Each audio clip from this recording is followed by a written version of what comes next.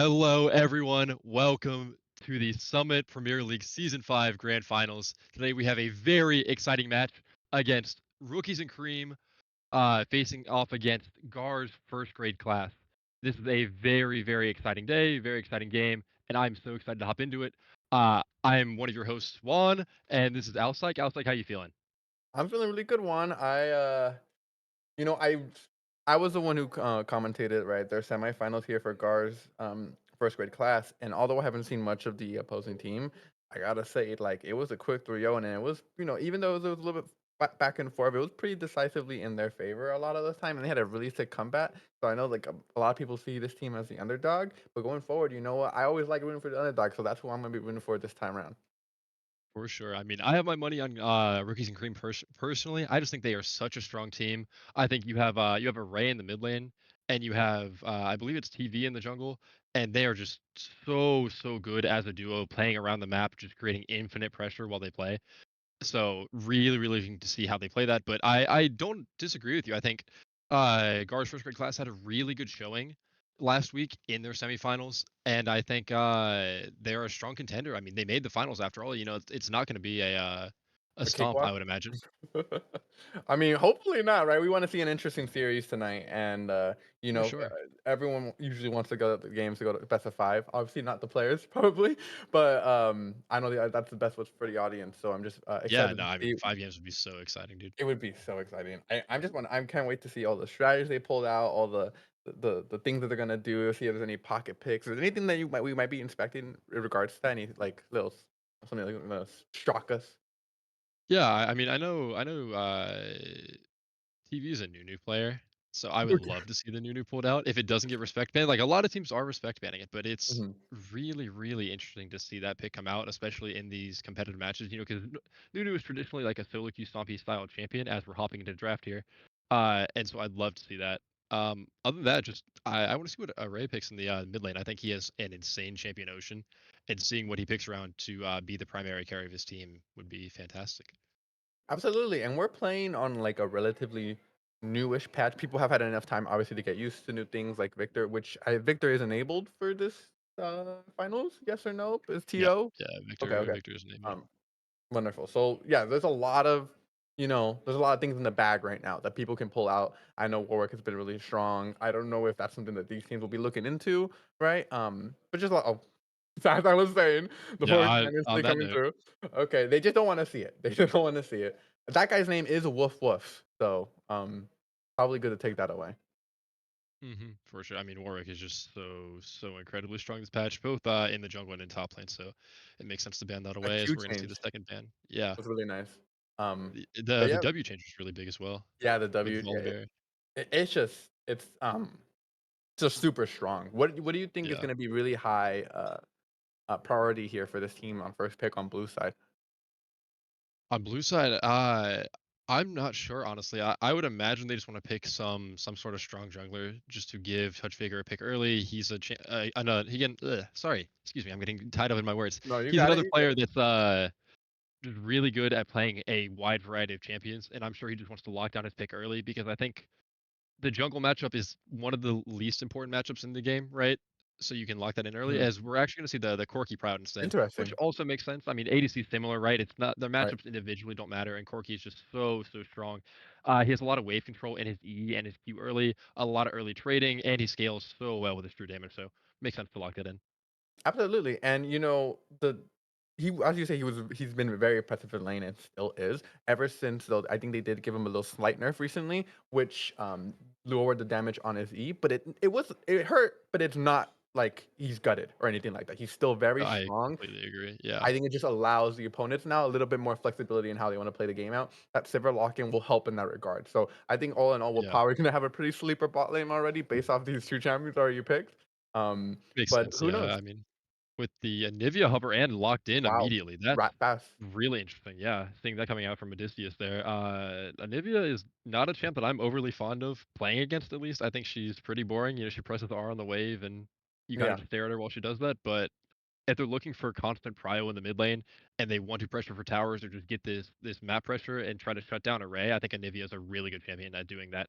On top of setting up for ganks, right? I want to see some sort of probably some CC jungler here because a Nivea and a CC jungler paired together can make a really, really good combo with a lot of kill threat. As the Ornn and the Xin Zhao getting locked in for Rookies and Cream there on 2-3.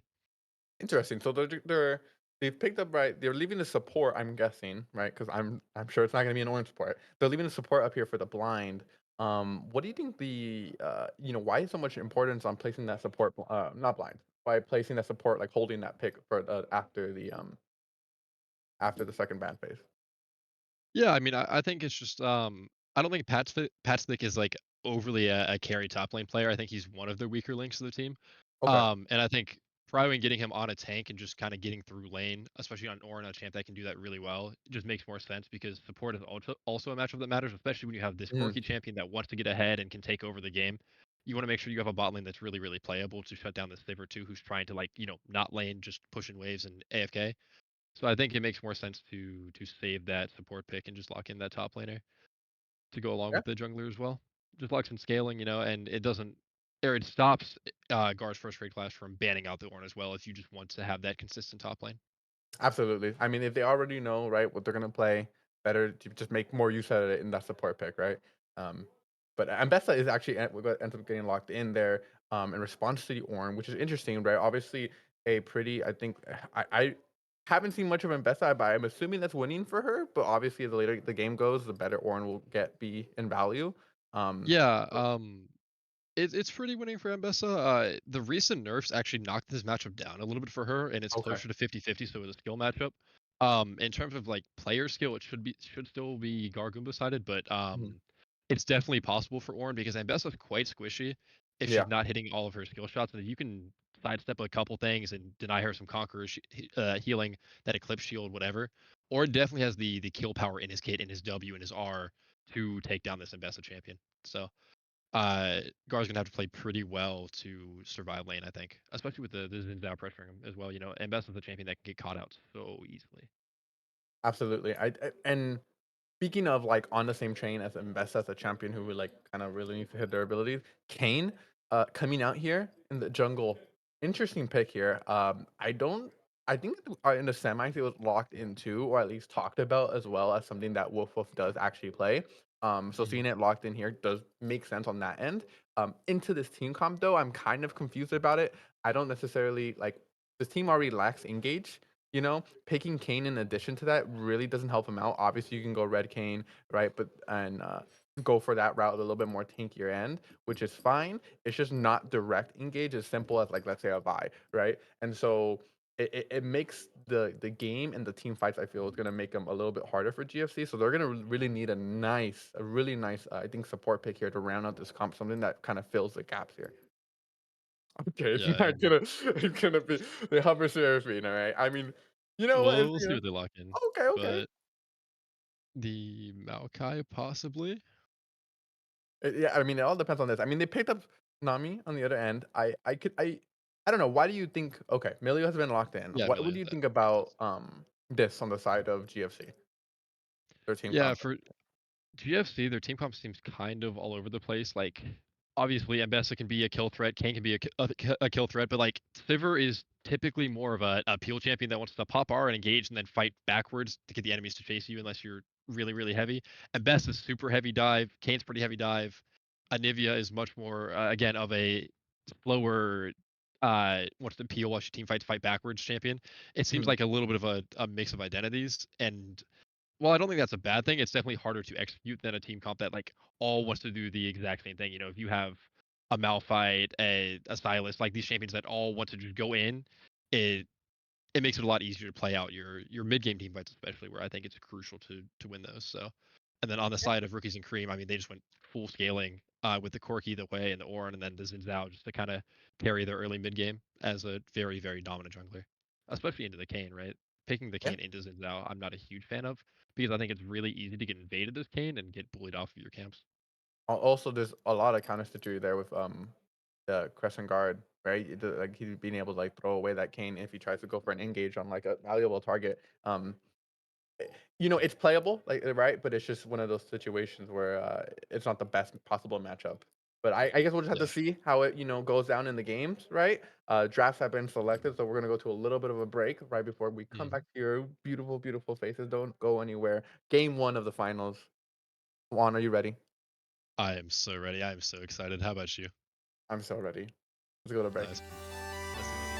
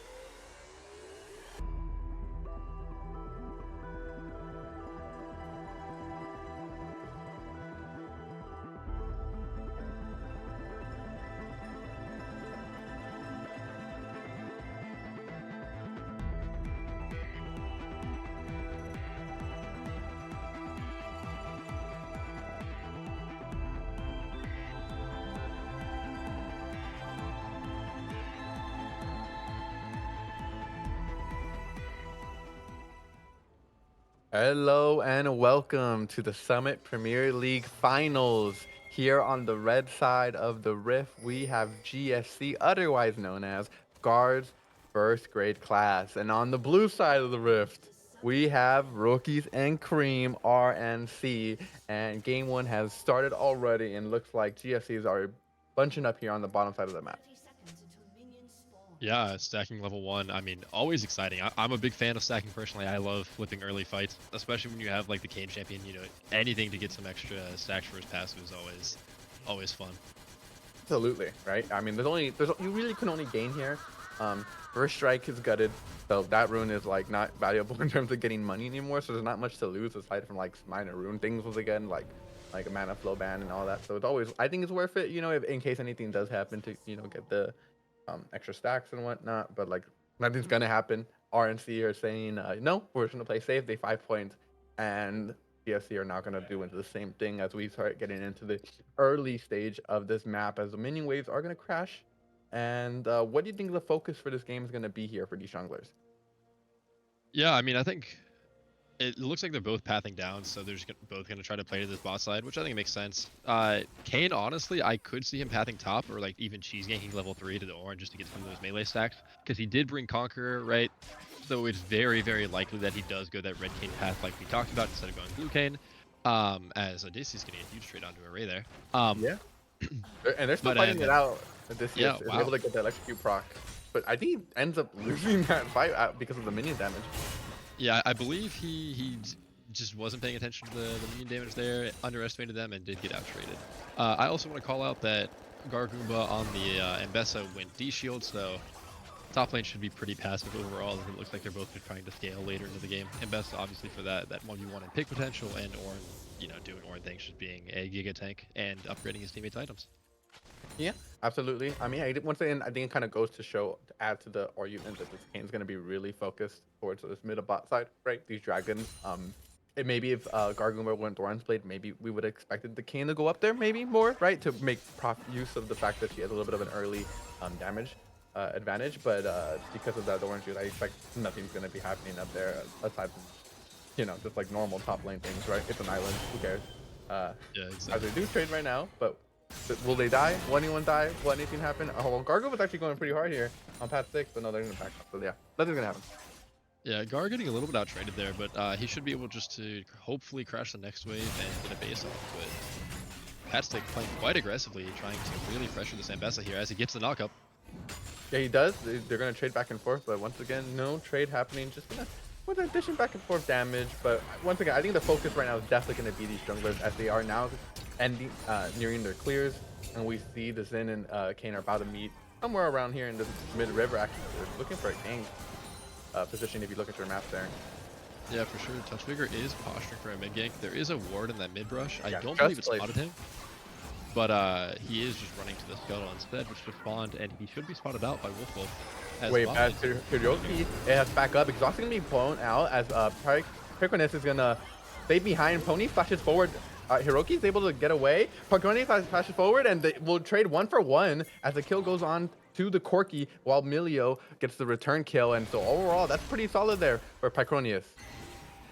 Yeah, I completely agree. He has a 2 CS advantage as we're seeing the runes real quick popped up. So if you were curious about any of them, you can see all the runes, sub-runes, anything there. Array going for Scorch. Just wanted to point that out. Same with Pony, both playing very, very early with these runes as Ray could be in trouble here.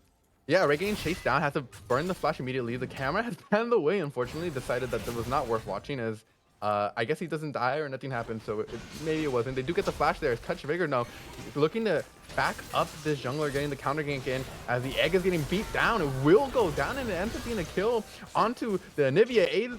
Hitler has to run away as he go underneath the turret. They will not chase. Had the flash available, and oh, nicely done by that QW there from Array. I forgot the name of the ability, but executes the Kane right there and gets them yet another kill. 3-1 up, 1K gold already, 5 minutes.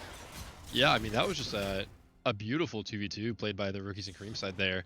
Array made sure to flash nice and early, didn't take any extra damage, avoided all the CC.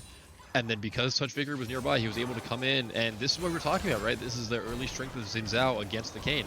Was able to fight, get a Nivea into her egg right away, and they turned it into a double kill even as Array cleaned up the second one. Just really, really well played by Rookies and Cream, and honestly playing to their strengths where Gawr's first rank class was just forcing a fight when I don't think they needed to. Yeah, Pycronus now getting in another fight as it's a 3v2 here. Nami trying to get him out of here, and she's actually going to be able to do it. Pony doing the most. Nice bubble there. They're going to turn back around on this. The cooldowns are up, and it is a Corki. They're going to have to flash away from Brissy, and all in all, ends up being a one play here for RNC as Hiroki is able to use that barrier to, the spell shield there to prevent another bubble, but Pony really nicely done there to keep his ADC alive.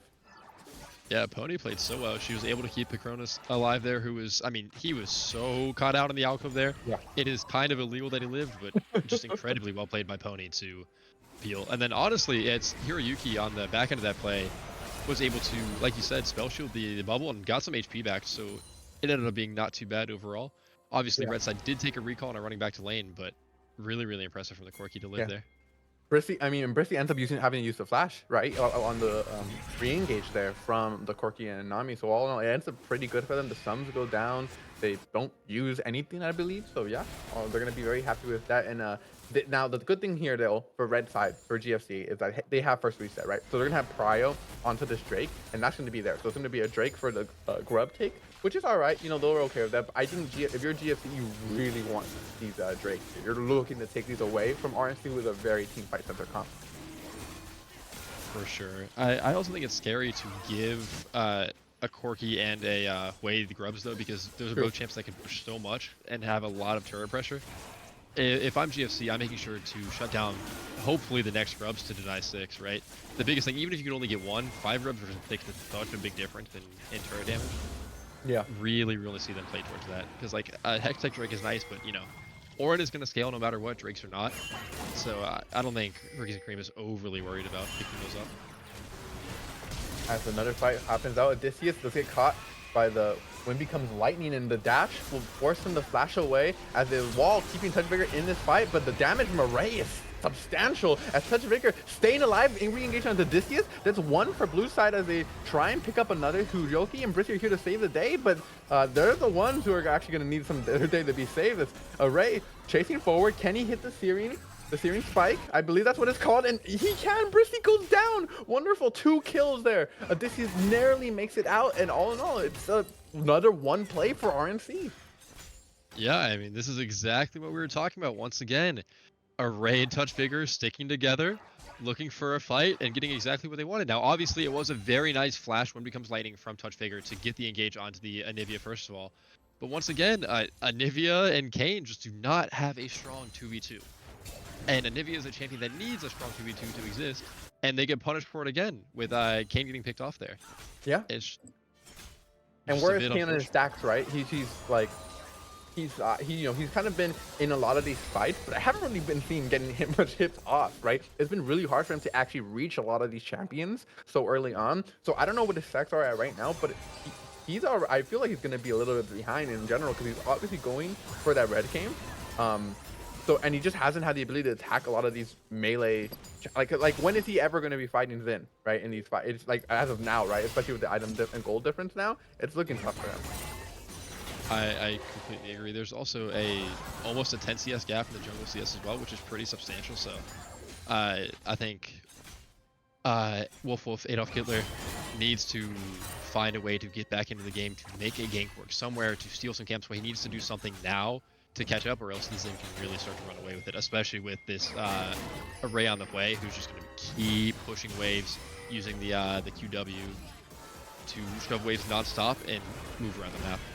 Oh well, speaking of the way, does get kind of caught here in the river. The ice wall will force him to do some maneuvering as Kayn is there to follow up as well. So this is the moment, potentially he can get a kill here. He has to use the ultimate to escape, but has to go out in the opposite direction. Gets hit by every ability of the game on the blue side and just gets popped.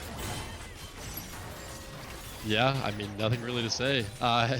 Adolf Hitler just flashed in. He got a little hasty, thought he had the damage to kill Array. Array survived the Kadar, and then he just blew up. Yeah, Why do you... He should have accepted his death and then just be like, I at least have to try and get the kill, right? Trying to get away there when you... I mean, I don't think he even had... Did he have flashed in that moment? I forgot. He had flashed in. Yeah. He flashed in, yeah, so... I mean, to be fair, he might have been able to queue away and E over the wall. I think it was kind of just a case of don't flash in with your Kayn when you're a Kayn with only pickaxe and your O2, you know? Like, the stacks are good, but he had no teammates to follow him up there and was just trying to essentially solo kill Array, who was already so far away from Odysseus. There was not any follow-up for the Kayn there. I mean, GFC, they're getting desperate, and you can tell by the way they're playing the game and the way they're looking for these fights here and these more,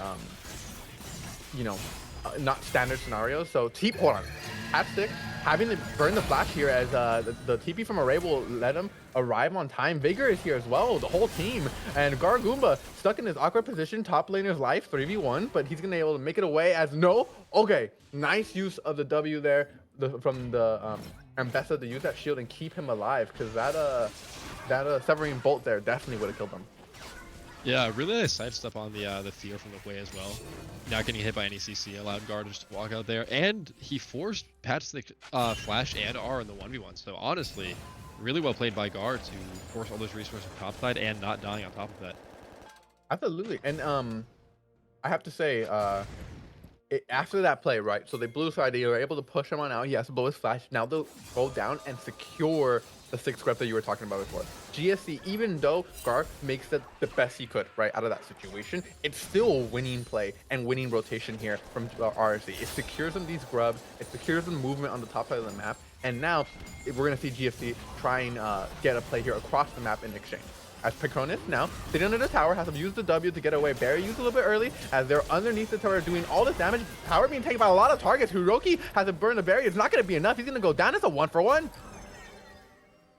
Yeah, I mean, when you're diving, oh my god, a raise here. Right here too. Yeah, the RNC is everywhere always. They're always together. Nice tidal wave will force them into a corner as the ultimate from Array does all the damage. The unending despair is supreme as Patstick will TP up to the top wave to collect those minions as well, and RNC have been perfect on the map. Yeah, for sure. I mean, really big by Patstick to walk bot lane there to cover for the Corki getting dove, because it meant he was able to TP top lane and stop Gawr from getting anything in response. And on top of that, I mean, sure, Picronis died on Corki, but he got a 1-for-1 in a 3v1 dive. Like, that is about as good as it's going to get. I mean, yeah, so didn't I. It's like, there's not what else. Like, there's not much you can do in that scenario as without the flash available, right? He pops I think he uses the barrier there to keep him a little bit live longer. But you're absolutely happy with that if you're Picronis. There's no world where you're like, oh man, you know? I mean, for sure. And then, like we saw the story of the game so far, Array roamed around and picked up another kill, another assist. 5-0-2 on this way. Yeah, 1.k up already. You know, 13 minutes into the game, and already game 1 is looking kind of rough. But I'm not a doubter. I'm a believer. No, right? no. I believe. All right. Again, it's only a 2K cold difference, you know. It's exactly. There have been much bigger deficits that have been come back from. So this is. I think DFC even did come back from a bigger deficit in the semifinals when I casted. I think it was somewhere around a 4 to 6K, right? So it is possible. It just requires the game to be dragged out substantially longer, and more than anything, RNC needs to make mistakes. A lot of these times the comebacks happen is rarely the losing team doing something, more so the enemy team messing up, right? So as the game plays out, DSC just needs to be in. They need to continue being in the positions where if RNC do mess up, they can capitalize on it, right? So I think, you know, turtling up and doing this probably won't do them much good at this point. They need to keep on, I think, going to these objectives, contesting these fights, because right now they're drowning and they're going to keep drowning if they don't try something. For sure. I mean, they have a Sivir and an Olivia, so like they can stall the game pretty far, pretty long with that wave clear. And so Ray is getting jumped on there. Absolutely. Gargoomba is following up as the raid goes down instantly. Nice shutdown over to the Gargoomba as Adolf is trying to make it away, but no, it's a 1-for-1. Touch Vigor now looking to follow up. Gargoomba trading back and forth is a very strong Ambessa right here. No public execution, and no flash available, so we'll just be trying to get out. They cannot take that 1v2. Odysseus is not quite strong enough yet, as Vigor will be running away, and so will Patstick. So it ends up being a 1-for-1, but they'll get the Rift Herald off of it. Yeah, I mean, and that's just what you were talking about, right? Like, sure, they lose the Rift Herald, or no, they don't lose the Rift Herald. Sorry. But they were looking for fights. They postured for fights, and they were able to pick off Array and get the big shutdown on the way. Just really, really well played by GFC, showing that their mental's not gone. They're looking for plays. They're being proactive, and it paid off. And it went onto the character you wanted on, right? At this point, you want the gold onto Ambessa. She's the one who's going to need it the most and who will probably fall off the hardest. So we're just giving her the gold so she can be as strong as possible here. Very speak of the devil. Yeah, I'm sorry, as Hiroki and Brithy just get popped while I'm talking. I'm so sorry. Three deaths happen while I'm talking. as a movement rotation up there from the support alongside the jungler will claim their lives. Meanwhile, on the bot side of the map is gonna have to be the Anivia now, who is tasked with matching this Corki, but that leaves mid lane all open, all up and open. So Adolf is gonna either have to give it up or walk on over, but this turret is going down fast. For sure. I do want to call out Gargumba there. He picked up the solo kill after the shutdown on the patch stick. So just I really, really well Nice. played. Solo kill by him as the first tower is going to fall to Array. Just more gold in the pocket this way. I mean, he's going to finish the Archangel stack soon and is going to have that massive shield and be a lot harder to pick off. What? Did It's Odysseus just flash? insane. Sorry? Did Odysseus just flash for no reason? Odysseus did just flash. That's correct. Okay, misclick. We didn't see it. We didn't see that. Yeah, I Ignore mean, he might have fat fingered it. You know, it happens. These are high pressure games. This is the grand finals. Yeah. I've been there. I've done it. You know, it happens. Yeah. I just had to ask because I didn't know if I saw that right. I was just as Adolf Hitler is trading with such vigor in his own jungle because they can do that now. As he tries to run away, it's now 1v2 and up against his best. I don't know if it's quite winnable for him. Ornn on his way over, but the knockable when he hit on one of the targets, he's whittling them down and he finally goes down. Patchstick now trying to get the return kill back and forth onto this Zambessa, but cannot catch up as the flashes in the direction. Adolf Hitler now versus Patchstick, but Array is here. Adolf has to look for his out, but I don't think he'll be able to find it. The fear hits, the damage lands, and no knockout for him. He will be going down. It's a 1-for-2 and they're looking for this Zambessa. Yeah, I mean, really nice of them to get the kill onto TV there, but once again, Array walked up and Adolf unfortunately is going to fall on the back end of that play. Yeah, Hycronus. Oh, okay. We're walking up to the tower with 10% health. And he instantly goes down. Free kill there for Hiroyuki, but they keeps him here in the mid lane as the tidal wave across the lane will actually knock up, but will be blocked there by the barrier. Gargumba now chasing Array. It will not be able to land the public execution. He'll be using that blast plant to get over the wall. Pony now is now backed up here by Touch Vigor. It is a 3v3. Ornn is here as well, so they do have a little bit of a numbers advantage. Kane is on the way. They're looking to contest this Drake as Corki has a long distance to go, but yeah, they're gonna just position right now. Yeah, I mean, this is going to be a really, really hard fight for GFC here. The Kane he did just hit level 10, but he's still pretty weak in comparison to the Zinzao. Gawr is at 20% HP and missed the public execution. Odysseus obviously also very low, trying to basically get the TP off. But Rookies and Cream just taking so much control here, making it impossible to enter while they take this dragon.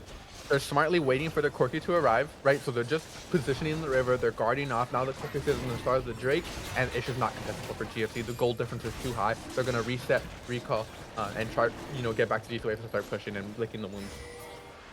Yeah, for sure. I mean, I think it's smart. At that point, the fight was probably lost as the fight, yeah. Caught out here. The trigger hits, the wind becomes lightning onto Odysseus, follows up, goes down instantly. The Ornn horn does get blown, not utilized, but it's okay. As it looks like that's where the play will end. They are able to get that one kill, and now we'll be getting this bot turret, and Odysseus just sitting on the ward. Yeah, I mean, really, really nice play from Pony to realize that he was caught out and walk up and importantly hit the bubble. I mean, Nami was such a hard skill shot to hit, so really, really impressive that she was able to hit that there. And then Patchstick just committed the R to make sure they got the kill. And Rookies and Cream are going to take a whole tier 2 because of that. I mean, honestly, like, it's just so well played on their end, and they know exactly what they want to do. They go as 5, they get it for free, and that's just more map for them. Yeah, now they can back up, take up any wards, remaining wards, jungle camps that are there, reset, come back to the wave. The lane's stronger than ever. They're doing really good right now. They're probably feeling very comfortable in this game. I don't know. It's looking rough. It's looking rough for GFC. But like we said before, we said before the gold lead's only 2K difference. Well, now this time it's 3.3K. But who cares? Who's keeping score? Who even cares? It's all fake numbers. Exactly. Right? Asgard Goomba, 2-0-1. It's just the shining light. All right, and the beacon, if you will say, in this dark storm of a sea, it's winnable. It's winnable. A good public execution onto this wave can, I think, really blow up a fight, but it's a lot relying on him. And so I think right now what we're seeing, right, GFC playing more to the top side. They want to get this top tower to open up Gargoyle or move around more. I think that's what the play is. As I line, a complete team fight is happening here in the river near the mid lane as Adolf Hitler is going in. The exhaust preventing the damage. Hycronus will have to be the sacrificial lamb as everyone else just runs away. And that's a dead ADC for 30 seconds as they will regain control of the mid lane. Yeah, I mean, we might even see them look to start the Baron here to try to force a fight. Really, really curious to see the backward decision from GFC here. For now, it looks like they're stacking a bush, seeing if anybody's going to Yeah. face check them, but TV and Pony on the minions here could be walking They into danger. She doesn't see the bush! Nice flash forward there by Adolf Skittler to get the kill, and that's 2 members dead. This is going to be a sure Baron start as the the 2 solo laners and the jungler are still alive, so there's still power here, but they're actually going to get pushed on out. I don't know if it's possible now for the Baron, as looks like the remaining member here of RNT are just trying to get away, and nice wall by Touch Victor actually lands, followed by the public execution. Touch Victor's lost and down, and that's a dead jungler. I mean, another huge pick coming out from GFC there. They're able to pick off Pony, they're able to pick off Touch Bigger, and they're all 5 still alive. Yeah. Just incredible map play there to continuously catch out the overeager, the overstepping rookies and cream players, sorry, that have got, oh my god, as a Ray steps up too, could be in trouble here. They're chasing the tidal wave, will connect onto some of the members, preventing kind of some of this play. Array and Pycronus are positioning themselves to play it out. The Fear lands, guaranteeing some damage there onto Hudyoki, and these health bars are getting real low. Some nice severing bolts here would eliminate a lot of these members, so they got to be very careful to play the rest of the match. And one lands, looking for more. It's like hitting bowling balls and pins as Gargoomba trying to do his best to carry the game. Flash forward there from Odysseus will not be enough to prevent the fight as Gargoomba, oh, no, should dodge away, but no, followed through by Pycronus. He will not be getting away tonight. The death streak, the deathless streak will not will not continue, as he will go down and they'll be able to get mid-turret. And just like that, the control of this game is shifting and momentum shifting right back in favor of Rookies and Cream. Yeah, I mean, unfortunately, GFC, they got the picks, but just as I was talking about Rookies and Cream being overeager and overestimating their lead a little bit, GFC does the same thing. They'd already used a lot of resources. They were already kind of low HP. And they overchase for kills and immediately get punished for it because everyone that they had already killed had respawned and just walked back down mid lane and was able to get the revenge. I feel like they tried the same thing too many times, right? You know, the first time, right, you got it, right? Second time, all right, that's my bad. Third time is like, all right, screw you. Fourth time is like, I learned. You know, it's like it's not gonna work the fourth time, and so they you know, RNT are able to pick up on the play. They respond appropriately, and now coming back onto the map, they're gonna sit still in this comfortable lead. But GFC not too far behind as they get first move onto this railroad, which will be very crucial for this Anivia and Sever. For sure. The waves are neutral though, so we should see RNC try to push the wave. And honestly, I think it's on GFC to try to make a play, try to stack in a bush somewhere again like they did before. Because they really, really need to find a winning team fight here, right? The game is not getting any easier. This wave's getting more fed, building defensive items at that, so just getting even harder to kill. And the gold lead keep going further and further in favor of Dream as GFC is starting the dragon here. Yeah, Orn Horden gets called, looking for members, gets 2 here onto the Drake. Who will it go to? As knockups get happen, stolen by the Orn. Who would have guessed that the public execution literally get 1 pack, but the stopwatch so nicely timed there. Keep the Ray alive as he flashes away from the Nivea to continue preserving his life. Touch Vigor now chasing, looking for this Brizzy, looking for the Milio run. He's trying to get away, but no, it's a severing bolt again. A Ray. He does not miss those. He does not miss those as the fight is won by RNC, and they look to, I think, take this Baron now. Yeah, I mean, and we talked about it during the game. We talked about it before the game. We'll be talking about it after the game. Array. Just a fantastic game so far. 10, 1, and 6. 2.5 items. Playing so well every fight, dishing out so much damage, picking up kills on the back end of it, able to use the stopwatch to dodge skill shots and buy the team so much time and live through the fight. Just playing such an incredible first game here.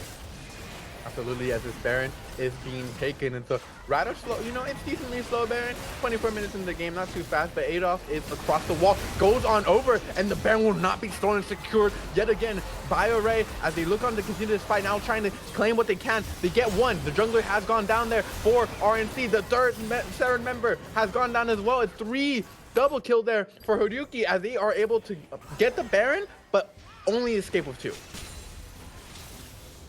For sure. I mean, Rookies did get the Baron. They sacrificed their top laner in the jungler for it. But honestly, I think they're still pretty happy with that because the Corki and the Wei still have it. And I believe they still have the 6 grubs, so really, really not bad for them overall there. Nice No, it's of not. GFC to get in and get a couple kills, but unfortunate that Adolf Killer wasn't able to steal it away, and Yeah. Rookies and Cream still coming out on top in that play. Rookies and cream. Yeah, I agree. Now, what if anything though? GFC, it will give them some time, kind of even up the map.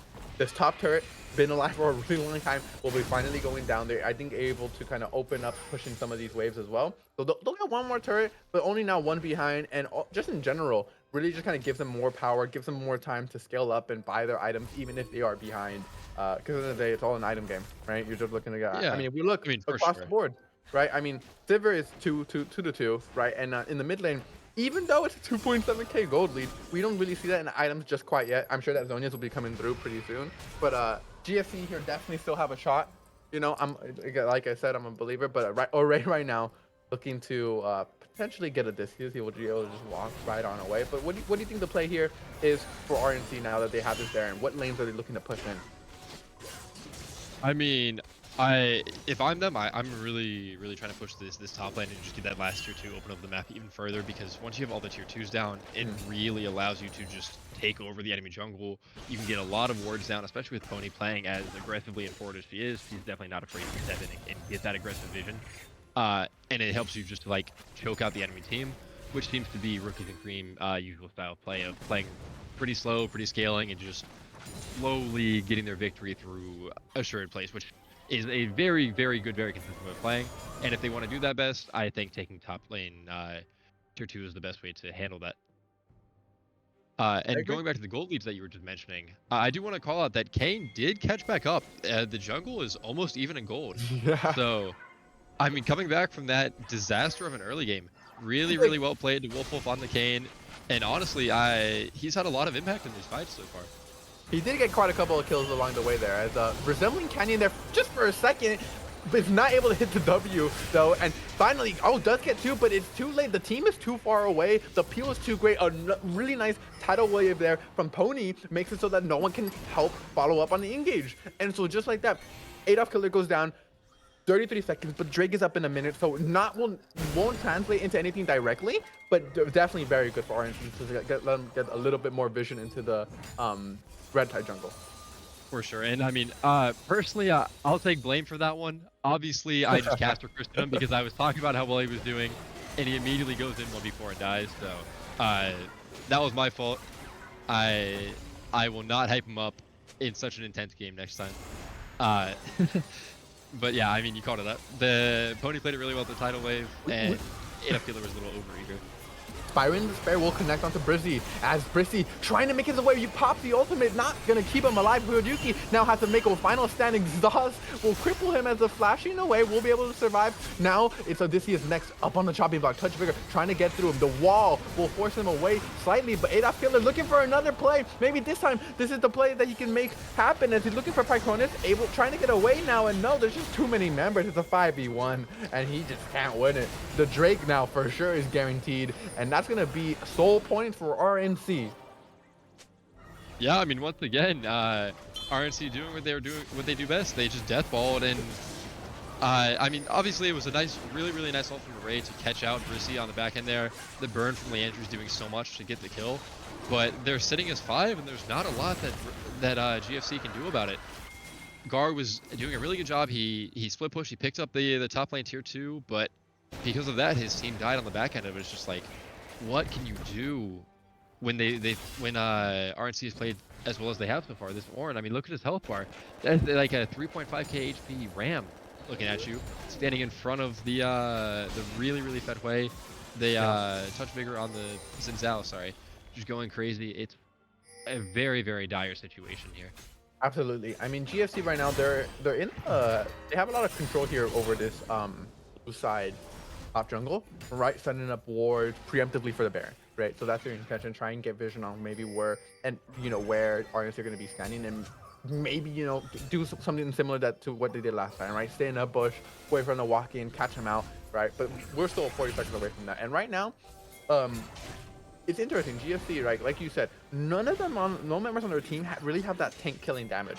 Anivi's on her way to her Leandri, but it has still not made it to the item. This Ornn they just got to ignore him in fights. It's tough. It's tough because Orange hurt, man. They're like I don't know the bar for word, but they're like the warrior, ninja, tank, everything, you know. So it's a really tough Yeah, situation, and the bruiser, mage, assassin, tank, juggernaut, Orin. Yeah. exactly, yeah. Um, so until like we get the Sivir to like an LDR or a something item that helps tear through to some of this armor, it's gonna be tough. As the Ornhorn does get called, speaking of the Sivir, she is the target. As Hiruki is getting chased down by this Ornn. Meanwhile, on the backside, Adolf trying his best to stall the play, but just will be going down the pony of all champions, and now Touch Vigor being the front line here, trying to get damage, but look at the spread damage from the Anivia onto all three members of RNZ. They're able to win it out. They're gonna now look to get the next objective, but it's all throughout, it's a one fight there for RNC, but boy was it close. Yeah, I mean, incredibly close. And shout out to Pony and Array for shielding and healing everyone to keep them all alive, because those health bars fell dangerously, dangerously close to death there. And honestly, if Odysseus had finished his Leandri's already, that might have been a kill. Like, Yeah. this is a knife-edge game. Even when RNC is 4K ahead, that could have been an ace that was turned. Like, this is so winnable for GFC here.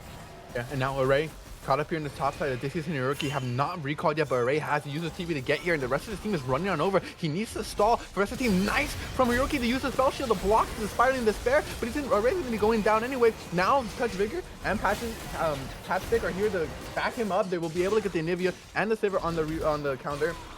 As they try and chase down the rest of the team, Brissy is up next. Garguba and Ada trying their best to get away. They're going to be chased down, as they'll be able to escape, and now the Baron is looking to be set here, this next object here for RNC as sorry, excuse me, they're gonna keep on pushing this wave, looking to get this top tower like you mentioned earlier. Yeah, for sure. And I mean, shout out to Array for living as long as he did. Just bought so much time for his whole team to rotate up, and GFC got punished for it. I mean, another 3 kills go over for Array. Like, yes, they got the shutdown, but at this point in the game, death timers are so long, you cannot take uneven man trades. Yeah, absolutely. As now the top turret will be going down. They're going to leave that inhib up. I like that. Not give him any of those super minions, and we'll be reaching right onto this Baron as they set up vision here in the jungle. We'll be getting this red free for everyone. That's their red. That's really rude of them to steal it, I think. That, really, really rude. But they're going to take it away, and now they're going to be the ones doing the death push as they wait for GFC. Pick up on the bait. Oh, look at them. They're sneaking around. They don't know. Brissy could be in trouble here. Oh, the quirky damage. The tidal wave will connect. The Orange will connect as everyone will be going down. 2 members. That's the jungler and support. And that's going to be a pretty free Baron. No smite available here for GFC as they maybe try and look for a steal, but it's going to be pretty hard. Yeah, I mean, GFC just doing what they can to about the waves to buy themselves time. Like, obviously they know the Baron's going down here. But Hiroyuki running down mid lane, trying to just get the wave as far and maybe even get a turret. And Anivia was pushing the wave, looking to just harass and get some damage off. They got to be careful here not to get picked up on the back end of this play, though. This is a very dangerous Vindal. Nice split there from Pony and Array to block off any potential engage here from GSD. I loved it, right? You have the jungle ADC doing the damage as Odysseus goes down. Gargoomba, he's next. I don't got to shoutcast that. there's not doing the shoutcast here, but the RNC, the way they played this Baron was so good, using the support and the mid laner, right? 2 members who don't have necessarily that high of a DPS to ward off the rest while everyone else just burns down the Baron. Really nicely done, and they're going to come back onto the map with a 4th. Yeah, and I mean, at this point, it's an AK goal lead. Highest we've seen in the game so far, and Rookie Scream does not look like they're going to slow down anytime here. Now, it is the Elder spawning. Elder, notoriously a burger flip objective. I'm surprised if we're going to see Rookie Scream go for it, honestly. I think with Baron, they just want to try to end the game here. But you never know. They might want to have some fun. But they're just going to bully Kane out of the jungle. And yeah, they just keep parading down these lanes. Waves are pushed up. It looks like it might just be the end of the game here as Punch Bigger goes in onto Hiroyuki. Kuryoki getting burned down, health bar blinking, and Whoopi finally eliminated as Touch Vigor does so much damage. This 10 and 3 Xin Zhao is popping off, but this is the next one. That's a triple kill. Are we looking for a potential penta? They're going for a quadra kill. That's the fourth one. Now all they need is Gargoomba. The last remaining member of GSC is going to try his best to stay alive. He's looking to take one down with him. Is actually able to take Pycronus and maybe make it away, but Touch Vigor hit the when it becomes lightning. He just never misses, and that's going to be the pentakill for Touch Vigor in game 1 of the finals. RNC are going to win game 1 and will move on into game 2 with a strong Gus Uni wings. For sure. I mean, Touch Vigor making a statement to being the top jungler of Summit. A fantastic game played from him. Array as well, but a Penta in the finals. I mean, if that's not if that doesn't get you to the top jungle spot, I don't know what will. Just fantastic game. Obviously, his team did not give it to him. He completely earned that by himself. That was a 1v9 Penta. No. So Yeah, I mean, you saw it from the moment they got the triple kill, right? Everyone, I could hear the comms. They were screaming, "Penta, penta, penta, penta!" Right? Everyone set him up for it. No one tried to take the kill, and I love that. I mhm. love the camaraderie there, trying to help their opponent. If it was me personally, I would have definitely tried to take that kill. Me personally, I'm not letting them get. I'm not letting my That's jungler get that penta. crazy. Me That's personally. a hater behavior, bro. Listen, I gotta be nice to my junglers. Yeah, that's true. I If gotta you're be nice not to nice my to your junglers. junglers, then they'll in your lane. So. Yeah, they leave me alone on top lane. So, I not always a fan of that one. Anyways, we're back to the analyst desk, so we will just break down the game shortly before we head to another short break. Um, I mean, honestly, we talked about it. I think draft was a big culprit in this game. I We talked about GFC's comp being kind of all over the place, and I think the gameplay ended up reflecting that. We saw the strong 2v2 that was drafted on the side of Rookies and Cream, and they just took that. They dominated the 2v2. They got control of early objectives, and they scaled into late game exactly like they wanted to. I mean, I just don't know what you can do when I think personally there's a bit of a draft difference that way, and that was a big reason as to why the game went like it did.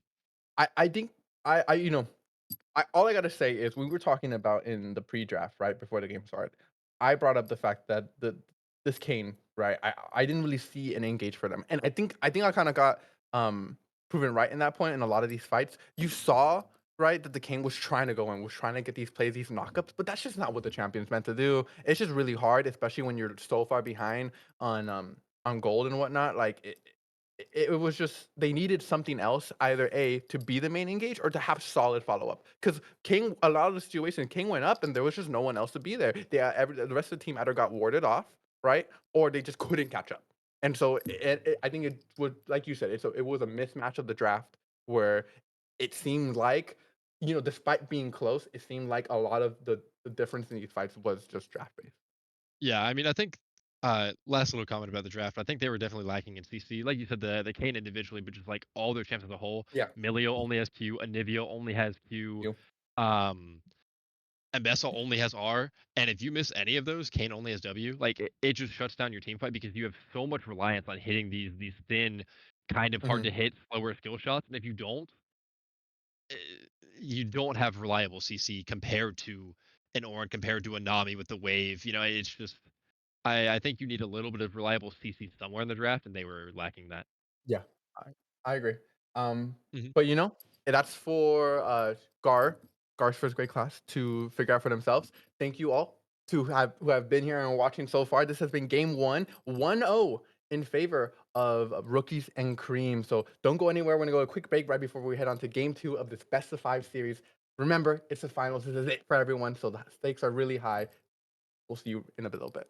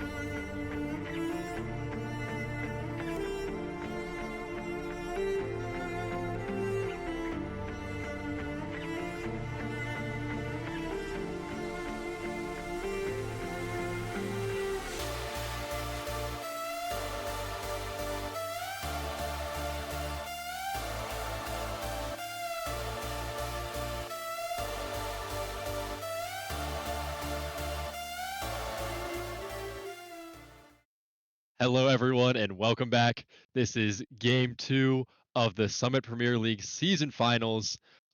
We have Gawr's first grade class against Rookies and Cream. Rookies and Cream took game one in a relatively dominant fashion. We had a beautiful penta by Touch Vigor on the Zinzao, and we had a really, really well played game by Array on the Hui. And then we're seeing Gawr's first grade class did pick blue side here after the loss. Yeah, they're gonna be swapping on sides, give them that priority first pick, and then the bans will be coming through really fast. Just kind of getting rid of those pockets. Respect, right? Say no, I'd rather not play against a Nunu in the Yeah, finals of this tournament. we talked So about it earlier, the Nunu ban.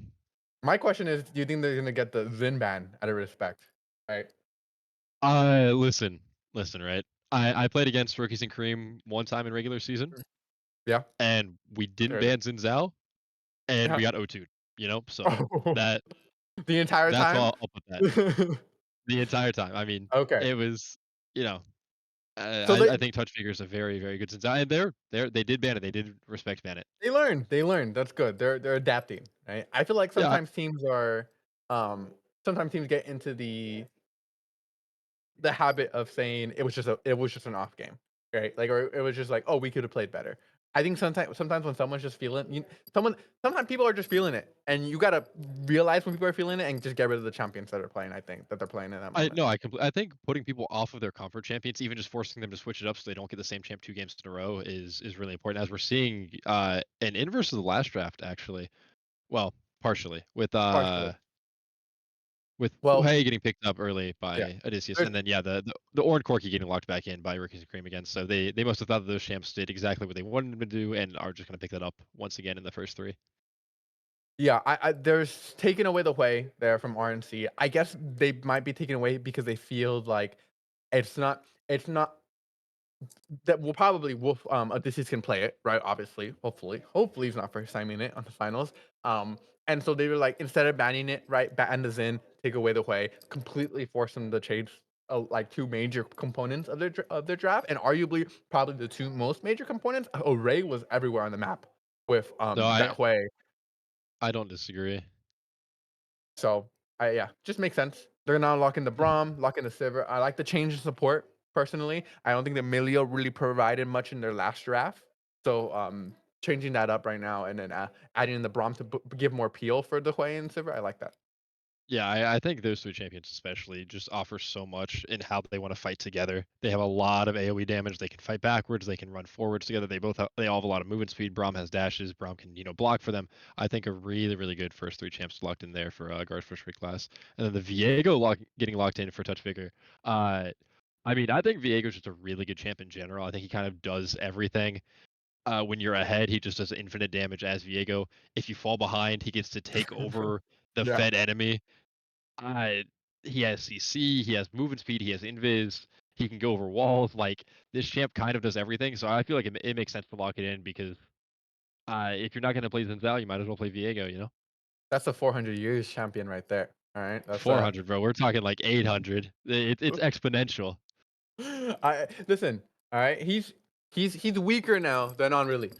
Okay, so I think that Sure. I think that it's he's not broken. He's just very good in a lot of situations. That's it. Um, but like I mean, the Yeah. point is No, true, I don't right? disagree. The possessors are so strong, and it's kind of like Jinx resets. When you get the first one, it kind of just goes, it flows from there, right? Especially if the first one is like a very important target. But generally, it's very scary. The thing is, will they draft around this Viego, or will it be like some kind of insurance policy, right? Because right now, I feel like Ornn Corki, right? Corki, does good damage, is not a name bully, but I like they need a little bit more better, I would say, setup for the Viego. Um, Bard definitely helps out in that regard. For sure. I do want to call the ban real quick. Rookies and Cream did ban out Gargumba, banning out his Aatrox, very famous Gargumba, great Aatrox player, and then his Yasuo. He is a Yasuo main, so it makes sense. I'm a little bit surprised they put bans towards the top lane since they already locked the Ornn in, but the Camille getting hovered here, the Gnar, Camille. Yeah. Oh, wow. I mean, both champs fine into Ornn. I'm assuming we'll see Gnar. Yeah, I like Gnar with the draft here. A lot of CC with the Braum, a lot of CC with the Wei, and the Zed. Yeah, I Oh, mean that's just such a CC heavy team with Zach getting locked in. th I they really like that listened. draft. They're listening to the stream. They're listening to you, Juan. They said, we I gotta we're, listen to this guy." we're That's why we're here. We're professionals. We know. That's why I'm not playing in the finals. Is I should really just be coaching. Like so. I was Obviously gonna they're say, listening like, if they why want to win. if you're so smart, why aren't you in the finals? Like, what's going on about what's happening with that? Bra brain worky hands don't. Come on, that's listen, I'm an old man. I'm 24 years old. I this game I can't be good Ew. anymore. Unk. We got Unky over I here. ugh, ugh, unbelievable. And then the Rise last pick getting locked in for Array. Dude, I love Rise. I think he's Mm. so good right now. Like first of all, just to get like the serious topic out of the way, I think he has infinite prio. I think he does decently into play if you can sidestep the damage. I think he can match the wave clear. Really, really good champ. I also just think he's funny. Blue man runs fast, does a lot of damage. Blue Rise man fun. runs fast. He does do a lot of damage. I was gonna say my concern right now for RNC is the range. Uh, Looking at both these drafts, right? The Hui, it's kind of like the inverse of last game, right? Kind of. Hui, Sivir, Nard, like you just have a lot. You can create a lot of space with Hui and Sivir in particular, I think. And just have a lot of better opportunities to get away. And so RNC, they do have nice CC. They do have those nice, I think, engaged potential, especially with the Orin Horn, and the Bard, Fated Destiny. I think I forget. But they're kinda lacking in range. Like, how are you supposed to reach some of these characters when you have, like, all your very short range characters on their side? Yeah, I think you make a completely valid point, and I'm assuming we'll see that once we get into the game, as we will head into a short break.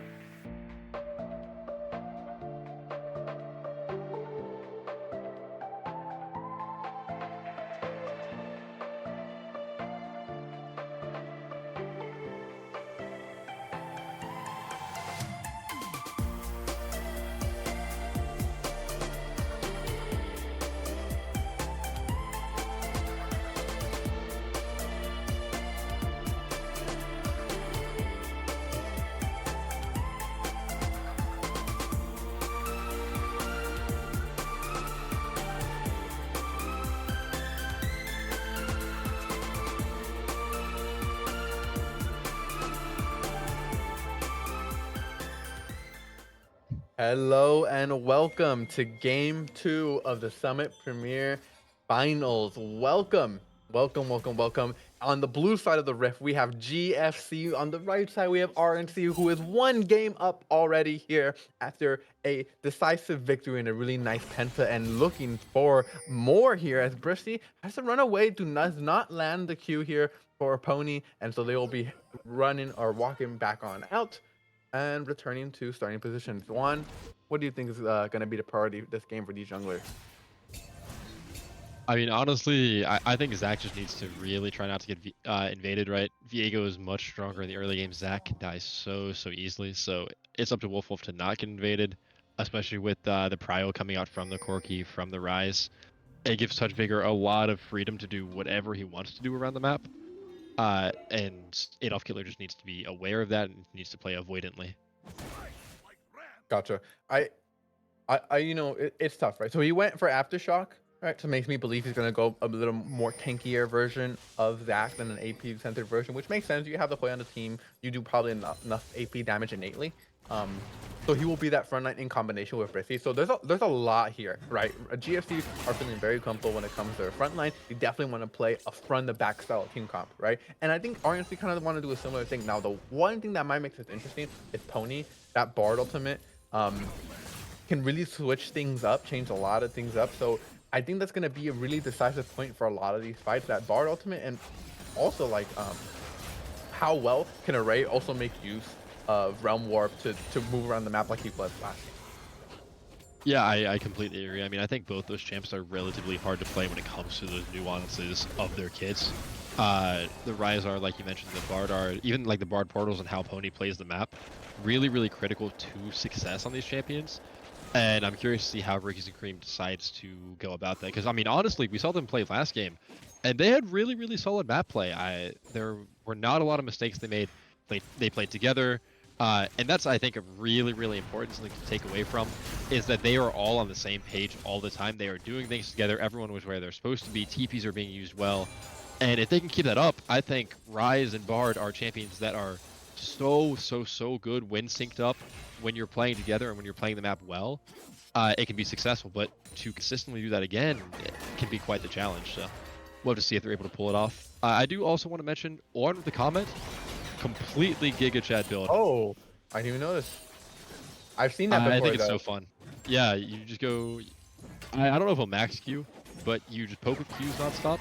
Yeah, And Gnar, for a champion that's pretty squishy in mini form, can be quite dangerous if you get hit by a lot of them. I mean, as we see right here, absolutely. already a huge health advantage towards patch thing. No, yeah, I like Gargoom has been able to build this wave and start getting push it in, but like, look, he's already been forced to recall, right? He doesn't use his pots already. He's gonna have to run and come back to the map, but really nice from Patstick to hold this wave here. I think forcing him to stay. Meanwhile, on the bot side, you have this push here in by bot side now.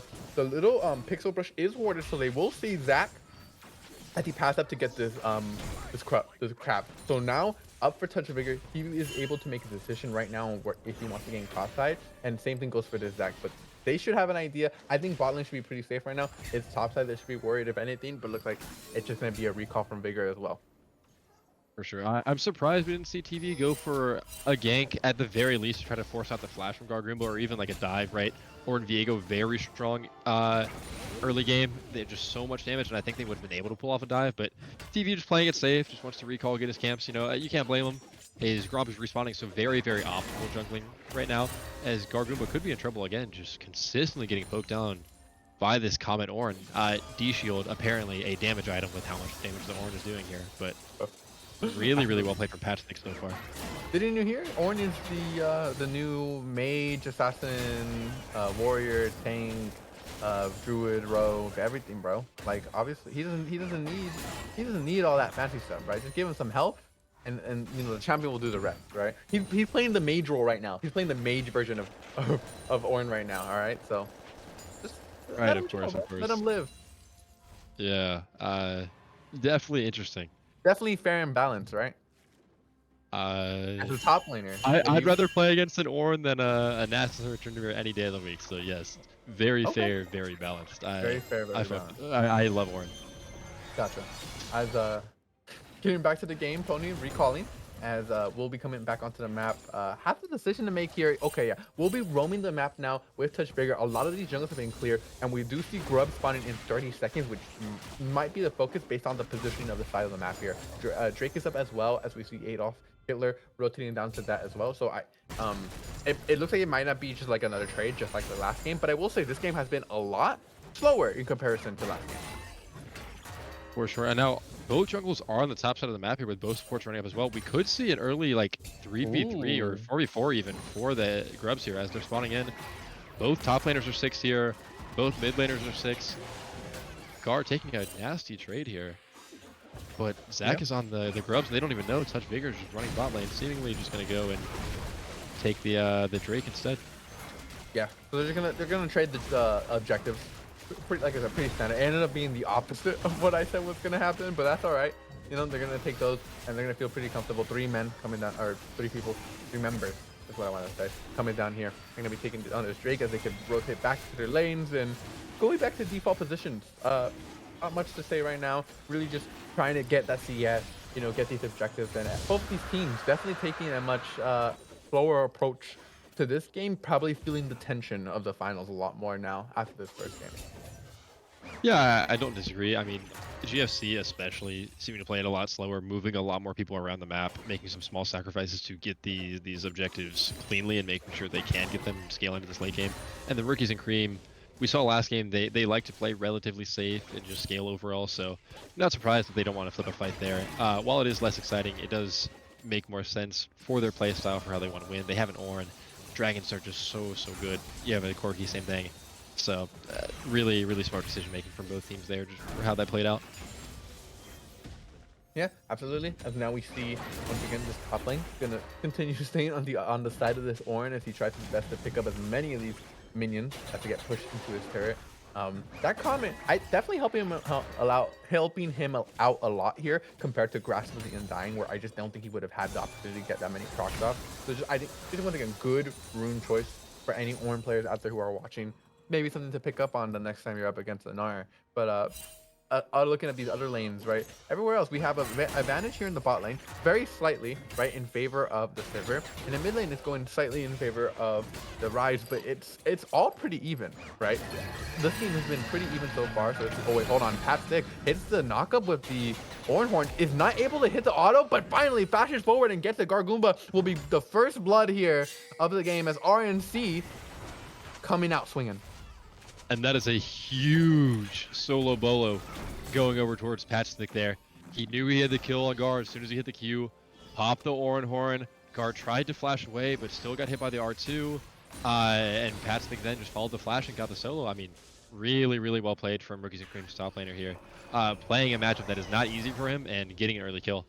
Absolutely. Absolutely. Okay, it was over time too. He was playing the lane out slowly, carefully, slowly whittling him down, and then finally, once he saw that it was lethal range, he engages, pops the Ornn Horn, right, forces the flash, and is able to follow up there. I got a little bit concerned for a second there because Gargoomba flashed out of the initial auto for the brittle auto, but he was just able to reapply it, and he just went down like butter. Yeah, for sure. I mean, that's what you like to see out of these tank top laners. On top of being insanely consistent and not solo dying, I mean, he got solo killed once last game after a shutdown and became into his laner. He's playing Ornn, playing, safe. I'm sure he doesn't really want to play Ornn, like being that rocket in the top lane, playing for his team. And he's able to still pick up a kill regardless of all of that, so credit to him. Yeah, speaking of kills, Array and Pony sitting in the bush.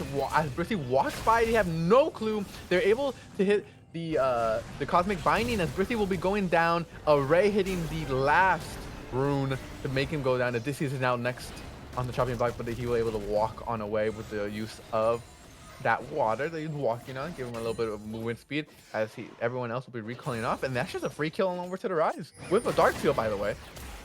Yeah, Brissy unfortunately just did not know that they were in his jungle there. Face checked the bush and immediately got punished for it. Yeah, and it's interesting. I wonder what why he didn't know what the movement there was in the mid lane for Array to be in that position without anyone realizing, right? Because he had to have pushed in the wave, and walk somewhere. I guess they just didn't expect him to be actually that far forward. But really nice movement, really nice macro movement on the map there from both Pony and Array. Yeah, for sure. I mean, we talked about it. This is what you want your Bard and Rise to do. You want them to link up and make plays together and start getting kills because Rise, I mean, scale is just so insanely hard. And that's what they're doing so far. So as long as they can keep it up, they're playing exactly to their game plan. I will say, Hiroyuki out in the bot lane here got about a 7 CS lead so far, shoving in waves. This is what you want the Sivir to do. Like, yeah, he gets traded into, but Corgi's now in the middle of his minion wave. Yeah, as a nice Spiraling Despair will connect onto right now the stopwatch, or not stopwatch, sorry, the Tempered Fate will be able to prevent some of that damage and actually make it a winning fight. Zach has run into his little sludges as he will be going down to Dixie's and looking to win this 1v2, and he's very close to doing it. Array with the shield will be able to stay alive. Nicely done by Pony to keep himself alive, as now it's Touch of Vigor getting kills across the map. The Gnar goes down. Zach might be able to get away, but that's going to be some lost grubs as well, as RNC yet again with another really strong early game. Yeah, I mean, an absolutely disgusting flash from Array there to dodge out on the skill shot, live, and pick up the way on the back end of that. So well played by him. And, I mean, they got the grubs up as well there. It's just so hard. Yeah, I don't think they will. I don't know if they will get all of them, but like they at least have 4. At least have 4, and so they'll be all over the limit required for grubs. They're sitting in a very comfortable situation. They got wait, no, they won't at least have 4 because GSC got the last 3, I believe. Sorry. Yeah, GFC So, got the first 3, yeah. so So they'll it have should like be 3. 3-3, I believe, yeah. Yeah, 3-3. Okay, that's not as bad. That's better at least than it was last game, right, where they had all 6. I But mean, they have you're so happy if you're RNC. yeah, obviously. You got they got the Drake too, right? So they're sitting in a very comfortable position. They're more ahead in gold right now than they were last game. They have Yep. more objectives overall, right? And so overall, they're doing good. They're doing good. I mean, yeah, it is a 5-0 scoreline, you know? Really impressive for them to do all this and not die so far. It was I close mean, to Odysseus. Was very close to yeah, taking down, no, that was a super close 1v1. as Pat Similar said. to last game, it's just on GFC to keep them mental go. here as top lane is trading back and forth Wait. a ton. Oh, a little Oh, bit of a miss there. We're missing the post. That's okay. As Spider the Spare heads out. We'll not be able to tag Pony getting really kind of close to getting close to seeing Black right there, but no. They're gonna be starting up this Drake as they're looking to contest GFC. Array just getting a lot of early damage here for nothing as he's trying to get away. Now the engage is on him, but a Temper Fate nicely done to prevent any follow-up from the Zac. And now there's time for the re-engage. A nicely set up stun to take away 2 members. Viego is possessing them all as it's just a double kill for the Corki, and the team is doing wonderfully. Touch of Vigor is popping off, not being able to get that last kill, but they will be able to win that fight. 8-0, 22 to 18k gold. They're doing wonderfully. I mean, yeah, just a beautiful fight. RNC playing together and just consistently punishing GFC around the map. Once again, I mean, another one fight just because they sit there and they fight together. And honestly, Array, once again, baiting a couple people to him. In this case, using the phase rush to just draw aggro and run away. And his whole team collapses in and they punish GFC for overstepping. Yeah, certainly. As now we'll see that everyone else is going to be reset. Everyone on the team is going to be reset. And even the Bard now, that's been on the map for quite a while, has had gold build up for a little bit. Hiryuki on the bot side of the map is trying to regain some of this this discrepancy in gold. Who was ahead for the longest time? You know, Hiryuki was ahead in gold for the longest time, but those 2 kills swung it back right back around. So they're just trying to do their best, get the wave pushed in. And the next objective here, spawn in, is the Wraith Herald. They're 30 minutes out from the Mountain Drake, so that's not going to be really much of the connection. A lot of it is going to be happening on the top of the map as we see right now. Zach trying to get an engage here, nicely done. Steering charge will be able to get Pat Stick out as the Oranhorn has been called in. Nice setup on the Oranhorn with the follow-up from the stun. Touch Vigor played flawlessly. Yeah, I mean, Array TP'd in, Patch Thick just committing the R, Touch Vigor cutting off the Zac from escape options. Rookies and Cream again just playing the map, playing together, and creating plays when there aren't any. I am so impressed. I'm almost at a loss for words by how well they're playing the map. They are just consistently playing together, and they are consistently at this point outplaying GFC. Yeah, absolutely. One thing that I noticed is that they're always so quick to rotate or like TP over, right? If the play's going down, it's instant. They're like, we need you, we need you. The communication is superb, I bet, in these comms. So it's just really, it's really nice to see. Just really good play here from RNC. And it really goes to show why they are the favorites in this series. As the fight is breaking out, Brissy Wing forward to knock up two members using the ult, as Touchmaker using the Herald to break this tower down actually, and now Pony just threatening them a bit, forcing them back as another charge from the Rift Hill. They're going, hit as the turret goes down to half health, and they're just gonna keep pushing. It's 50 minutes into the game, and they're at their tier 3, they're at their inners. They're just breaking down these turrets. Yeah, I mean, really, really nice use of the Rift Herald there. They were able to pick off Adolf Killer and just get 2 towers because of it. And at this point, it's just so rough for GFC. Like, it's a 6K gold lead at 15 minutes. Yeah. All of your jungle camps are being stolen. I don't know if you saw, the jungle CS difference is already like 40 CS-ish. Yeah, 46 CS at this point. Zach is so behind. There's a gold lead in every single role. Even Sivir, who's a little bit ahead in CS, is still, because of the kill difference, 500 gold behind. The Gnar, your last pick, I mean, not last pick, but it was picked into the Ornn, is also behind. This is just a very rough game state for GFC. And at this point, I think they need to almost abandon lanes and just start like flipping fights. You know, if I'm them, I'm like sitting in a bush. I'm doing whatever I can to get these, well, there aren't any shutdowns yet, but to just try find and a way to get a pick and just, yeah, do something. Because if they keep playing the map as they are, as Gawr is jumping in, I'll hold that thought. Yeah, nicely used as a stun. We'll be able to connect, but the ultimate won't. The Ornn Horn perfectly combo together. Just he's stuck in the air. He's dizzy and he goes down. Gawr, no use of the flash, no opportunity. Now Odysseus is neck up on the chopping block. The tethered Fates will not be able to connect, but Array is there. It doesn't matter. Dodges the spiraling despair, but Odysseus nicely flashes away, kind of overestimating the damage there that Array had, is able to just narrowly skip away before he turned around. And so regardless, Flash being burnt there, and it's just a winning trade there for RNC. Yeah, Brissy could be in trouble here too, as Pony's still in the area. They don't know Adolf Hitler's there, but Array is very tanky here.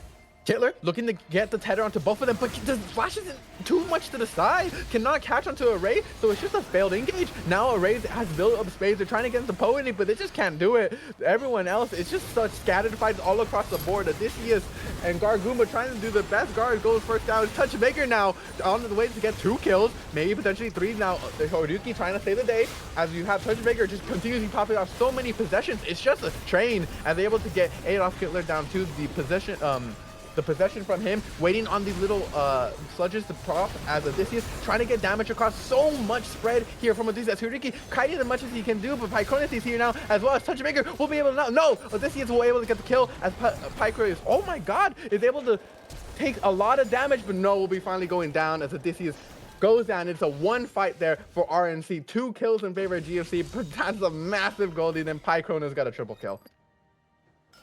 I mean, it's not a perfect game anymore. GFC did pick up 2 kills off of that. And Odysseus' movement looked quite good in that fight. He dodged a lot of skill shots. He put out so much damage on the way. But at this point, I mean, it's an 8K gold lead. When you're taking fights like that, you're kind of just getting slapped with their wallet. Like, yeah, they got the kill on Array, but it's just so hard to win an extended fight. I don't think they want to look for these team fights. They really need to look for a man advantage fights and sort of take something, because it's just taking them so long to kill anyone that, like you said, Pycronus is able to get there. Whoa, he blast coned in. Brissy hits the blast cone, and it just sent over the wall. He was a believer, you know what? He believed in his ability to steal, and he couldn't do it, you know? But he believed, and that's what matters. Will be going down. Array goes down on the opposite end there. Did not see that. I think Adolf Hitler was the one who actually got that killed off screen. No idea what happened there, unfortunately. But yeah, just going back to what you were saying, right? You're saying that they got to focus on these fights with man advantages, right? Numbers. You're looking to outnumber, because clearly when it's even, you're not going to win, right? It's not going to happen, right? The problem is that anytime they have a numbers advantage, someone else always shows up. Like either they can't get the kill fast enough, or someone is close and by and they're not expecting it, or there's a TP available. But RNC have been, I've been so nicely rotating around and helping each other out. We already talked about this, but it's just made it really difficult for GSC to make use of those numbers, like you mentioned, right? It's tough. They really gotta try and find someone out on the side where they're absolutely alone, but then you know you threaten losing the objective, right? So it's a lose-lose scenario right now, especially with the Baron up on the map. I think it's just this is one of those games, where you get and then maybe you consider a go again, right? But it's tough. This is the finals here, and RNC are they're kicking. They do not want to lose. No, yeah, RFC, I mean, once again, just consistently playing together, consistently playing so strong, getting kills around the map, getting turrets, trading on sides or rotating to team fights whenever somebody is caught out. They're playing it like it's the finals, that's for sure. They are taking this very seriously. I mean, look at this. They have 3 people taking a turret just to guarantee it, and they have Touch Vigor in a bush nearby hovering them. Like, Yeah. they are playing this as safely and as consistently as they possibly can, and it's working. Like, there's nothing wrong with that. It's just so nice to see that their macro is this good. Absolutely. As the Ornhorn will get a knock up here onto Gawr as they're trying to trade on out. It's a level difference here for the 2 members, and more than just that, items are pretty skewed in the other direction as well. So Gawr is trying his best to get away. Will maybe trying to hop over as well as Patstick cannot chase no longer. But Hiroyuki coming from a flank position here. Pony and the rest of the team are trying to catch up. Gawr, no flash available. Patstick has his, but no, we're able to just walk on out. And now Adolf Hitler, eating over the wall, will not be able to get away now. Has to pop the ultimate as the Temper Fate catches Hiroyuki. And I think that's a dead Sivir as 5 members of RNC descend upon them, and they will be shifting their sights onto this Baron, I believe. Yeah, I mean, they're getting a tier 2 off of that as well. And once again, I mean, like we saw, Patstick trying for the solo kill there, wasn't able to get it, ran really deep into enemy territory, but because it took them so long to kill him, even with Hiroyuki running in with the Sivir, his whole team was able to rotate there and save him from getting killed. Like, it's just, Rookies and Cream are playing so well together. So this is getting TP'd on by Array here. Array flashing in. Yeah, Array flashing in. Odysseus nothing to do but respond and flash away on his own as tries to hit the Spiraling Despair through the bush, but Array just a quick sidestep to get away, chasing forward now. Odysseus hits a nice spear to keep himself alive as Kittler was trying to guard him as well, but Pony is here as well, and now so is Pycronus and Array. Everyone is here to kind of corner him down. Can he get away enough time before the Rune Prison? He cannot. He will be going down. That's a jungler dead for 40 seconds. Yeah, and speaking of that Baron, with the Zac dead again, maybe they can look for it here. Pycronus and Pony are walking up towards it. Touch Vigor's already there. Patstick's on the top side. I think they're just going to try to format it while Array pushes bot. Just create that split map pressure and really try to pressure GFC to, like, make a mistake, right? When the split maps are happening like this, it is so easy to panic and make the wrong decision. And Rookies and Cream is really looking for that here. I mean, absolutely. And the thing is, I respect them not going for the Baron last fight. Hold on, Hiroyuki walking up to this pit, ignoring Touch Vigor. He's alone in the pit. The Baron actually ends up killing him with the flash available, and the rest of the team is here now. Temper Fate will slow the engage here, but they're under this turret, and it's relatively low, but they have no wave, so it looks like they have to back off. But as I was about to say, I respected the last not doing the Baron last time, because when you're so far ahead, right, it was a good position, but you risk a lot, and they're risking a lot right now. Pycronus trying to dodge the W there from Odysseus, but will not be able to do it. Brissy now up on the chopping block as they're trying to get a re-engage here, but nice CC from Gawr to prevent the Ornhorn from connecting on anybody, as Pycronus will have to use that W, the Valkyrie, to get away, and it's a 1-5 for GSE. Don't speak too soon. Odysseus caught out here, stunned, but nothing's gonna come from him. But yeah, I mean, like you said, they're teasing each other, man. Oh, there's so much going on. They both sides see the angle here as they're just standing on the either side of the rift. I mean, they're like, scratching. They're freaking out when the health bars are that low. Everyone feels it, right? You get that big dopamine hit because everyone's so low. Surely you can be the hero that goes in and gets the kills to win the fight. But speaking of decision making, GFC did make the right one there. They saw Array was bot lane by himself. He didn't have TP to get to that Baron. And because they all rushed at it, they were able to kill Touch Vigor and deny Rookies and Cream the Baron, who were honestly greeting for it by trying to format it there. Absolutely. Wait, Idolf Killer going into the pit will not be able to get the steal. That's Mountain Soul for RNC as they're able to trying to get out now. Trying to save their Zac, but it will just not be done. The possess happens, and it's going to use that Zac to just get on out as they take a commanding lead over this game with the soul being secured. Yeah, and Touch Vigor just cannot miss smites. Once again, Adolf Hitler tries to contest it, and once again, He gets outsmited by Touch Vigor, this time on the Viego. Just putting up such a performance. 4, 2, and 8 so far. Has 2 items, just got another Tunneler. Really, really insane juggling. Picking up the Mountain Soul at 25 minutes. Just so well played by the Rookies and Cream squad here. Absolutely. Touch Vigor has been has been in the limelight, I feel like, this series so far, right? Really been valuable and being important in important places across the map, right? And just speaks his knowledge as a jungler, right? He and skill, like you said, talking about the smites as well. So a lot of props have to be given to Touch Vigor this series. Obviously it's not over, but so far he has played really well, and everyone has played really well around them. Yeah, for sure. And I do want to shout out Pycronis as well. 7-0-3, a deathless game on the Corki so far. Just consistently being there, consistently being at these fights and putting out damage. As Really well Pony, played from the AD carry this time. yeah, consistently getting away from it. He uses the flash and the E. Oh man, the ability name is escaping me. Remind me, Gawr. Magical Journey. Yeah, Magical Journey. I was gonna say something Journey. Yeah, I'd say Immortal Journey, Journey, but that's like something else. that's something. Immortal Journey. Is that an ability? Yeah, I have no clue. No, that's like a game or a dev studio or something. Oh, okay. I was gonna say I don't recall that one. But no, yeah, a turret's gonna be taken here by Array. It's just a process now of slowly whittling down GFC over time, right? And it's the same conversation we had last game. It's on RNC to make a mistake at this point. Speaking of mistakes, Adolf Hitler engaging right now onto Pycronis, 7-0. Maybe it will be his first death, as the knockup from the Braum will keep him in place, and the shutdown will be going to Huriki, who's popping up, getting all these autos off. But the rest of the team from RNC is here to back them up, trying to stop his killing spree as he does eventually go down. Touch Vigor is just popping off. He's dominating as he gets triple kill here, an ace for RNC and a Baron. Yeah, I mean, a beautiful ace by RNC there. Adolf Hitler went in, he thought he saw an angle to engage, and unfortunately led his team to gray screens instead of to the victory screen. I do want to call out, you had said Viego wasn't broken, and I'm not going to say he's broken, but when he possessed the Zac there, he got Zac's passive, died, and came back to life. Hey, listen. Listen. I think Viego having a whole extra life might be a little bit on the extra side in terms of kit. I'm gonna be honest with you, I did not notice that, but that is really funny to hear in retrospect.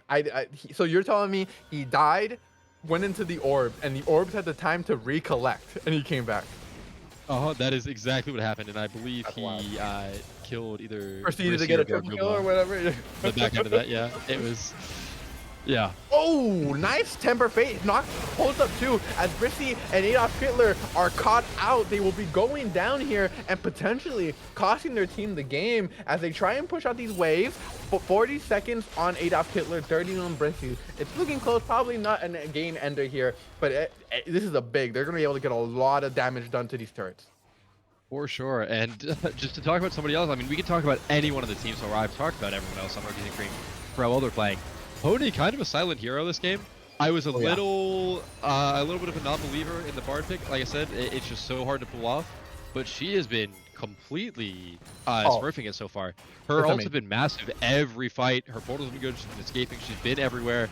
I'm really, really impressed with the Bard gameplay, and we saw it again there. A two-man R that led into 2 kills. What more can you ask for?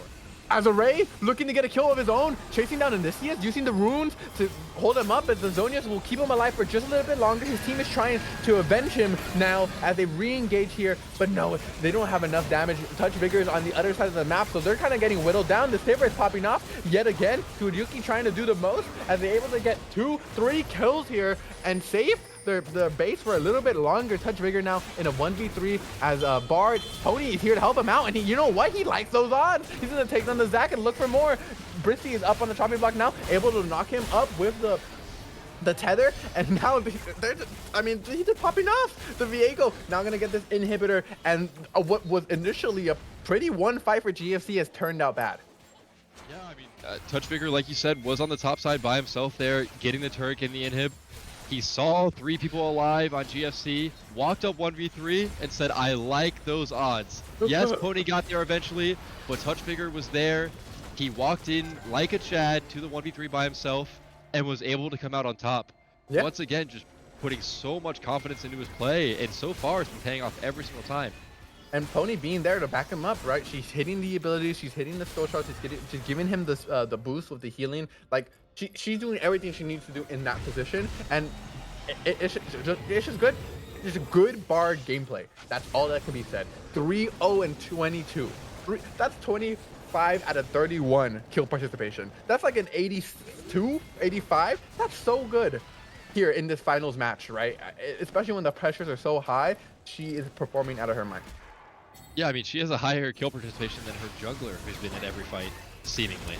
So, really, really impressive so far as Touchbigger flashing in to get the last of the Zac pass with them. Yeah. Ornhorn gets called down to try and aim for more members as Odysseus gets knocked up by his own team Zac, basically, as Touchbigger's going to have to use the Heartbreaker there to get over the wall. He will be able to escape, but Ray just TP behind the team, I guess, and is there to eliminate Odysseus. Does not care about Gargoomba, who has just been hitting on him the entire time, just does no damage, and everyone else is here to back them up. They're going to start hitting down these turrets as Sivir was in the middle and has a recall now, and this might be the end of the game. Furuduki trying to be the hero he has been this series, but he just cannot do it. The turrets will be going down, and game 2 will be going to RNC in the finals. Just, again, a pretty stompy game. RNC taking game 2 again in a very, very dominant fashion. Looked even cleaner than the first game, so so impressed with that. And I'll give some really professional analysis here, right? I said Okay. it before the game. I'll say it again now. Funny blue man run fast. The Rise TP in at the end there just did so much damage and cleaned up and swept up the game for him. It was wild. It was just a raw dog TP into their enemy base, and the entire time he only hit onto the Odysseus the Hui, while Gargoomba was like autoing him, and he just ignored it. Like Gargoomba was doing no damage the entire time. He eventually brought him down to pop his Seraphs, but it didn't matter. He was too far behind, so it's just nicely done by Array to realize like, hey, this is possible. Like I can go in here and help secure the win for their team. And shout outs to everyone around, but Pony and Touch Vigor in particular, just always in the right positions and always making right decisions.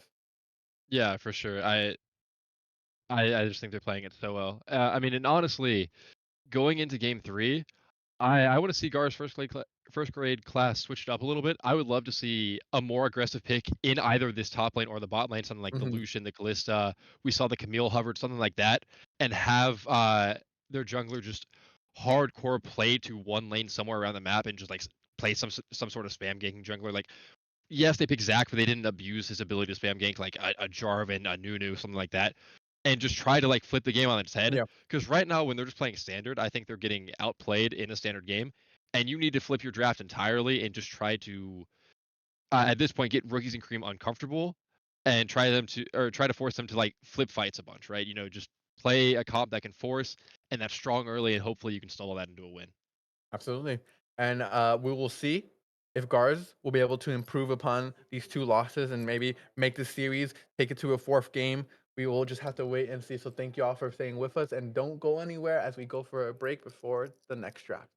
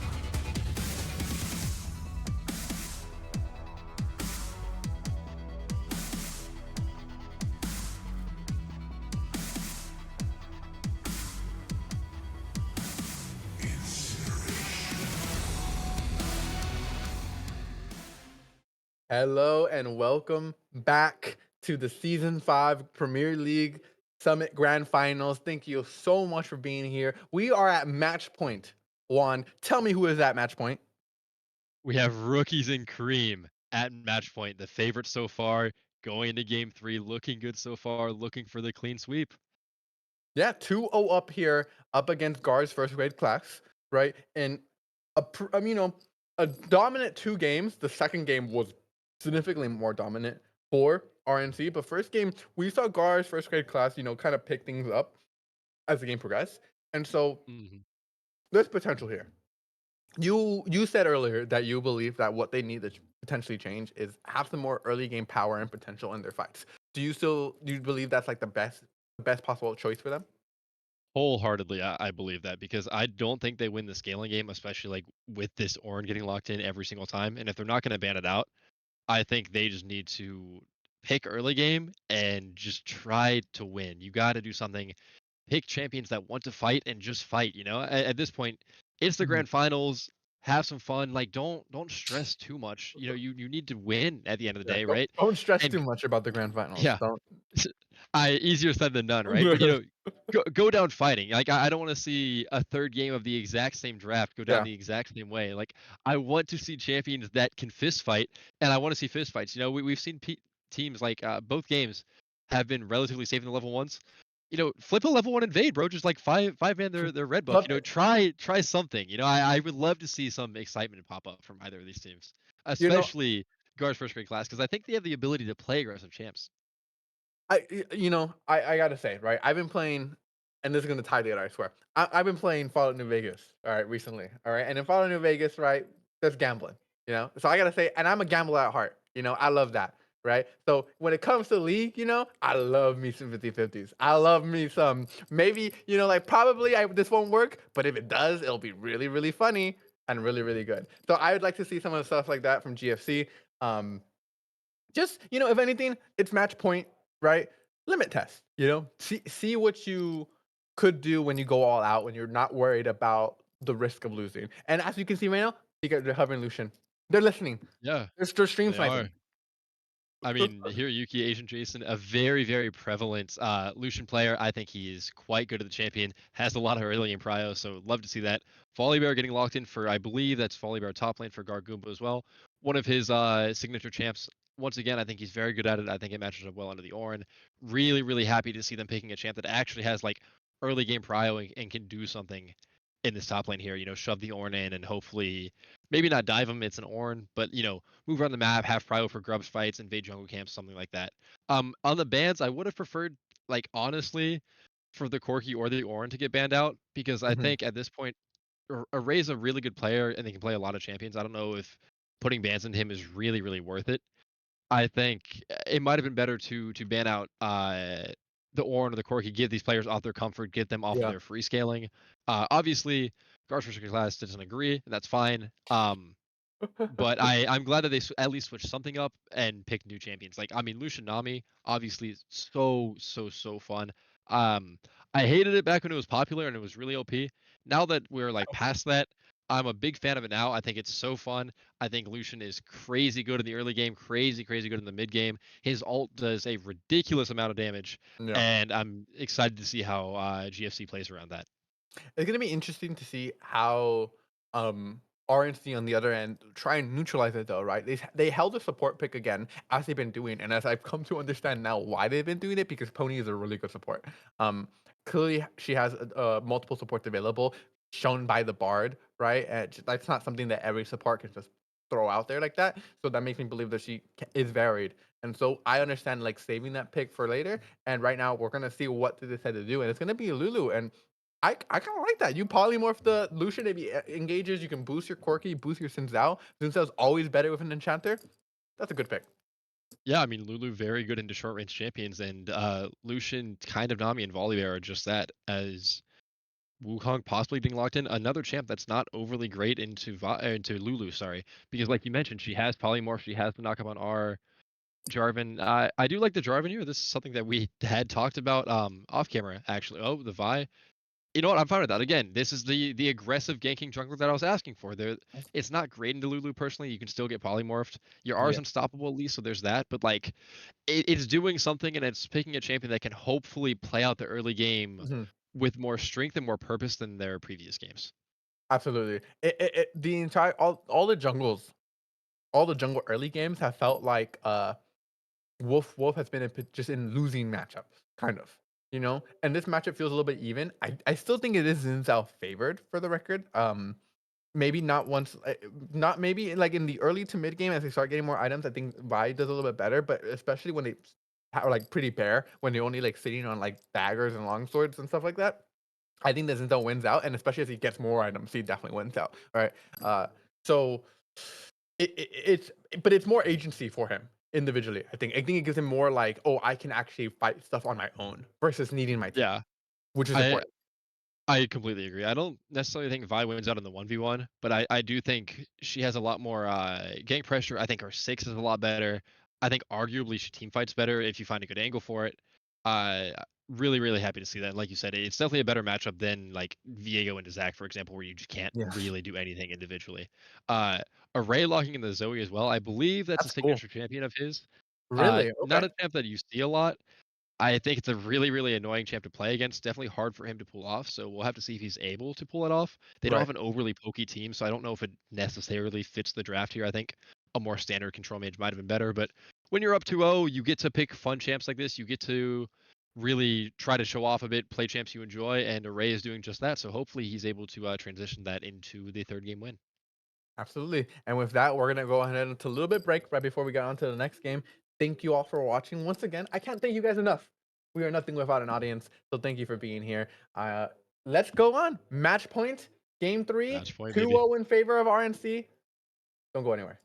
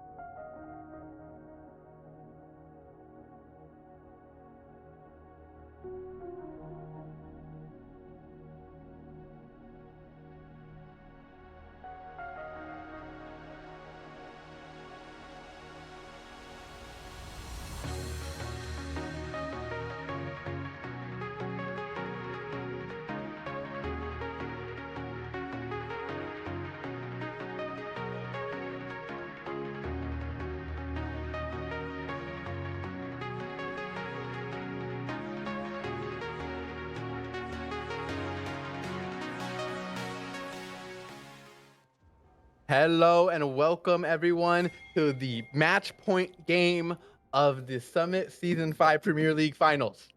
I did it. Um, thank you all for being here as we enter the game. It is GFC for RNC. They are 2 games up here, 2-0 over GFC. They are on the precipice of being your Season 5 victors. And they're just one game away. There's one Nexus away as we have a 5 stack and a potential skirmish right here. They're walking into the bush. They have vision. That's a 2-man bubble, and the damage is just ridiculous. They get one here. Gawr or Hideki will get the first blood as everyone else from RNC will have to run away, and that does not bode well for them. These teams have to be in the stream because this is exactly what I was asking for. They picked early game champs. They stacked level 1. They invaded. I love to see this. A beautiful bubble from Brissy coming out, catching, I believe, 3 people there. Gawr with a really well-placed E, hitting as many people as he could. And they get a free kill off the back end of that, on top of burning 2 flashes and a heal. Yeah, it was really good. They used no summoners on their end, right? Um, that's just how about as good as you want to get. And on Lucian. The Lucian was the one who got the first blood gold, so he'll start. Sorry, excuse me. He'll start the lane with a longsword and an extra pot. So can't be mad about that. As now, the real test will happen. You had your little fun in this series, all right? I was at your little. That was your little level 1 skirmish. Enough of that. Now the real stuff is happening. We're back to laning. All right, this is what everyone loves to see, right? Top lane, laning for 10 minutes. That's what the rest of the stream is gonna be. No, of course I'm just kidding. But Brissy and Pony gonna take some trades, and everyone's going pretty neutral. But what do you think? I'm asking the same question I ask you. What do you think the focus for the jungle is gonna be this game? I mean, at this point, if you're Vi, you just need to be bot lane and you need to funnel as much gold into this Lucian as you can. I want to see the tower falling at like 8 minutes. I want to see Lucian going mid or top and taking the tower there. Like, you need to try as hard as you can to get all 15 plates into this Lucian. He has an early kill already. He has a Nami. Play to this champion. Play towards him and get him as ahead as you can. Lulu and Corki are both relatively short range to where they can be poked out by a Lucian that dashes in, especially when he has such a gold lead already. As we see it right there, dashing in and chunking out Pycronus at level 2, you know? And Yeah. I just want Vi to be there to help that, to help dive it, to cover against ganks. And then if your TV, honestly, just try to cover your bot lane so they don't fall too far behind and Lucian doesn't get there. But Ooh. I think it's all Nicely on Vi. timed bubble there for Brissy. No flash on Pycronus. He is stuck in this trade, but they're winning now. He does so much damage with that Gatling gun in his pony, and Pycronus are going to try to best trade it out. The jungler is he has to try and get the kill. He does trade it, and the kill goes over to Lulu. Now Brissy is the one who has to run away and try and lick his wounds. Touch Vigor does have that flash available. Brissy's trying his best to get away. Has blown it already, but the Vi is here to guard him, and they will be ending that fight, trading just 1-for-1, and Haruki turning a bad situation into an okay one. Yeah, I think flashing in to secure the kill on the Corki and not give it over to the Zinzao was a really heads up play. Lulu also was the one that picked up the kill, so Right. really positive for him, as Gargumba trading hard onto Patstick here. Wave pushing out Patstick could be in trouble, but honestly, I do want to call out Touch Vigor's pathing there. He skipped all 3 of his bot side camps to make sure that he was at bot as fast as possible to help save them from that Lucian. And Adolf Killer choosing to farm instead was late to the play. And once again, TV just showing really solid knowledge of the jungle and Really good making read, wonderful pathing decisions to read that and to punish Lucian for playing as aggressively as he was.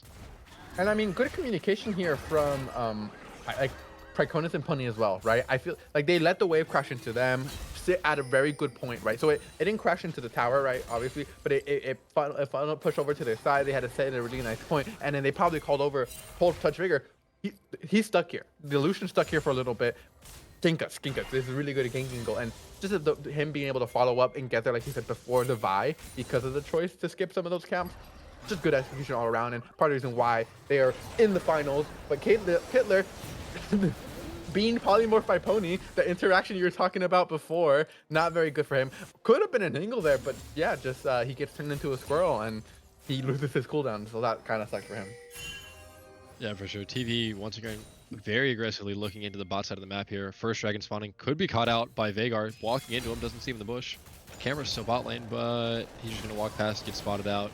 Yeah. As Odysseus is just going to sit in the bush and play it safe. Makes sense. You don't want to get picked off by the Vise and Zhao combo here. Absolutely. And It's TV you don't want to give like any he's free gonna gold. give the dragon. Yeah. classic head towards the first grub spawn, as we've seen in both the earlier games. Yeah, as this is an array are trading back and forth to very tiny champions um in this mid lane. Kind of funny the pairing here. I believe it was Zoe that it was last pick, correct? This series. I believe so, yeah. So Array opted into this matchup here, and I don't know much about it, but something about me. I mean, if Array opted into it, makes me believe they would be Zoe favorite, but not. But right now, it's. I mean, this is doing pretty good. Yeah, I haven't seen Odysseus Mitsuki yet. He has gotten a ton of AP from hitting his abilities, getting his stats. Really, really good as pass stick. Popping the R here. Gargula could be in trouble, still only level 5. Tyrion charge to get away, has to flash away, will not give Garguma the opportunity to heal back up off of those autos. Adolf Hitler is here to try and counter gang, but he's just too late. Touch Vigor is always first on the play, and it was going to be another free kill there for RNC, evening up the scoreline a little bit more.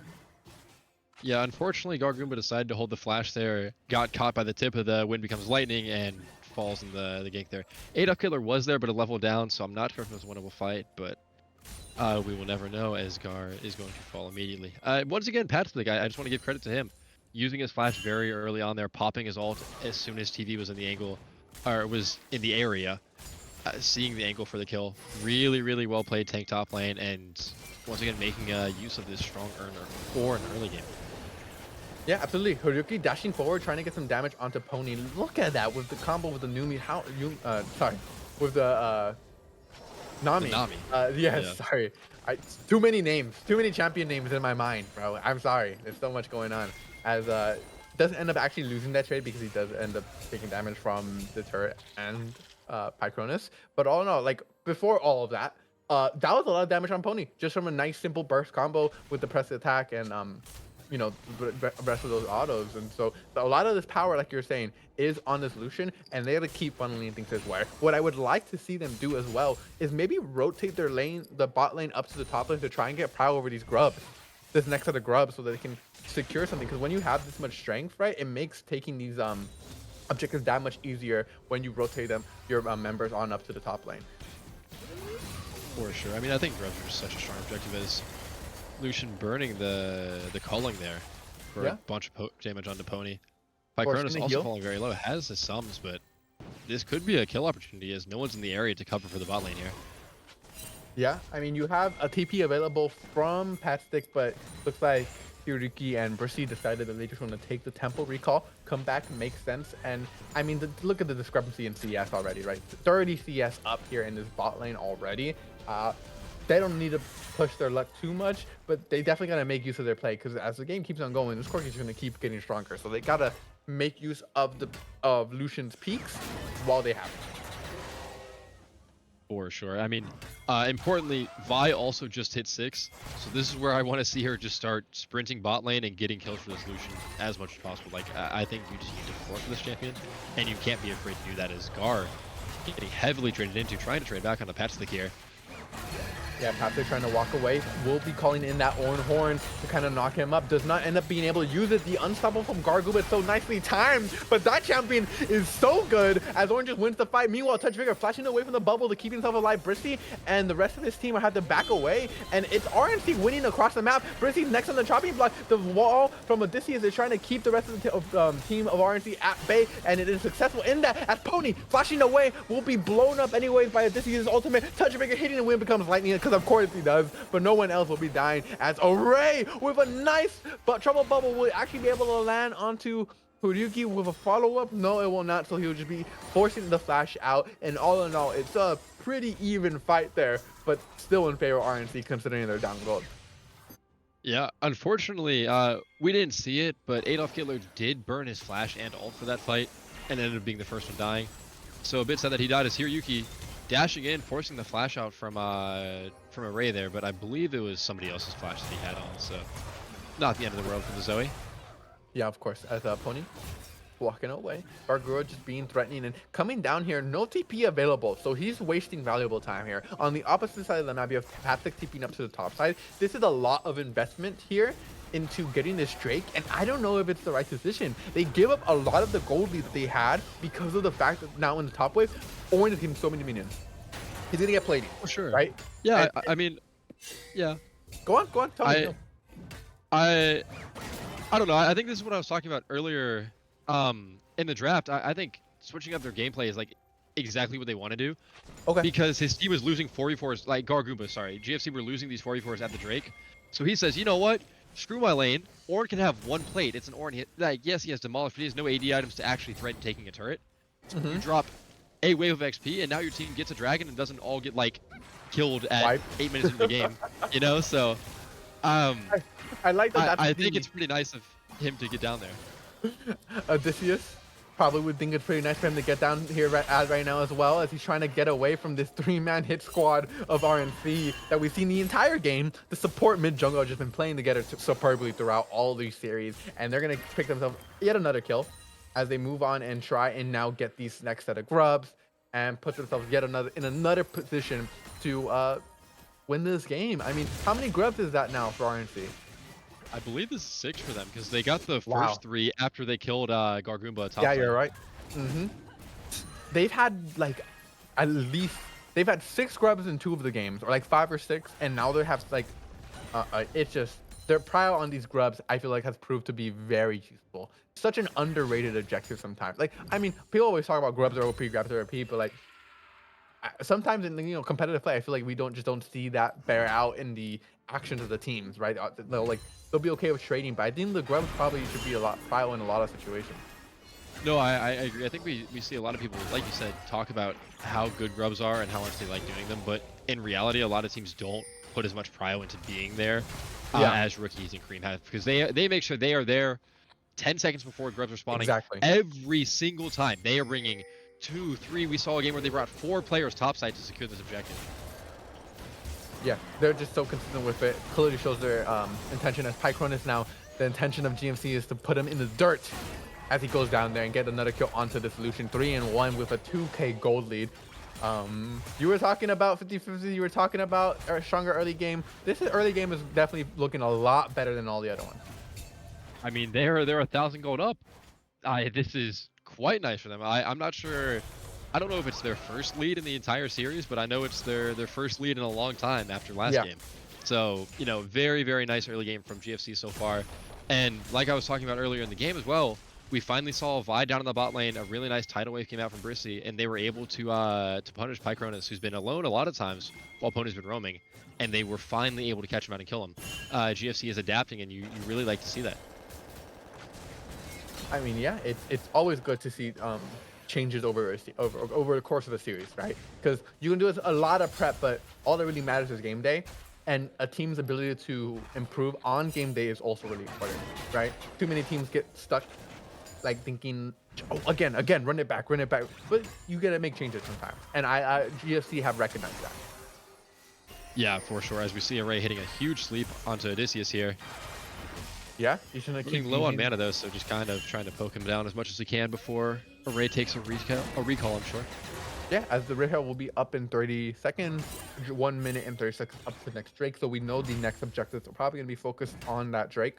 As we see, Vi is tapping down. Nami is moving up probably to get some vision and wards. As Horyuki is next up on the hit list here for Touch Vigor, running down under this turret, just tanking it up. He does not care, forcing out the flash and the Choline barrier. Fujiki had to use everything before this Drake fight, and so this is going to be massive for him. As flash over the wall by Touch Bigger, but the rest of the team is here to help him out. This is what we're talking about. As Adolf Killer trying his best to confirm the kill, but Touch Bigger just is so tanky and receiving so much assistance from this pocket Lulu. He's just able to walk right on out. Yeah, I mean, Touch Picker again, yet to miss, and Wind becomes lightning. Unfortunately, not enough damage to pick up the kill on Illusion, and both teams are just walking away after that skirmish. And honestly, I think you take that if you're GFC, right?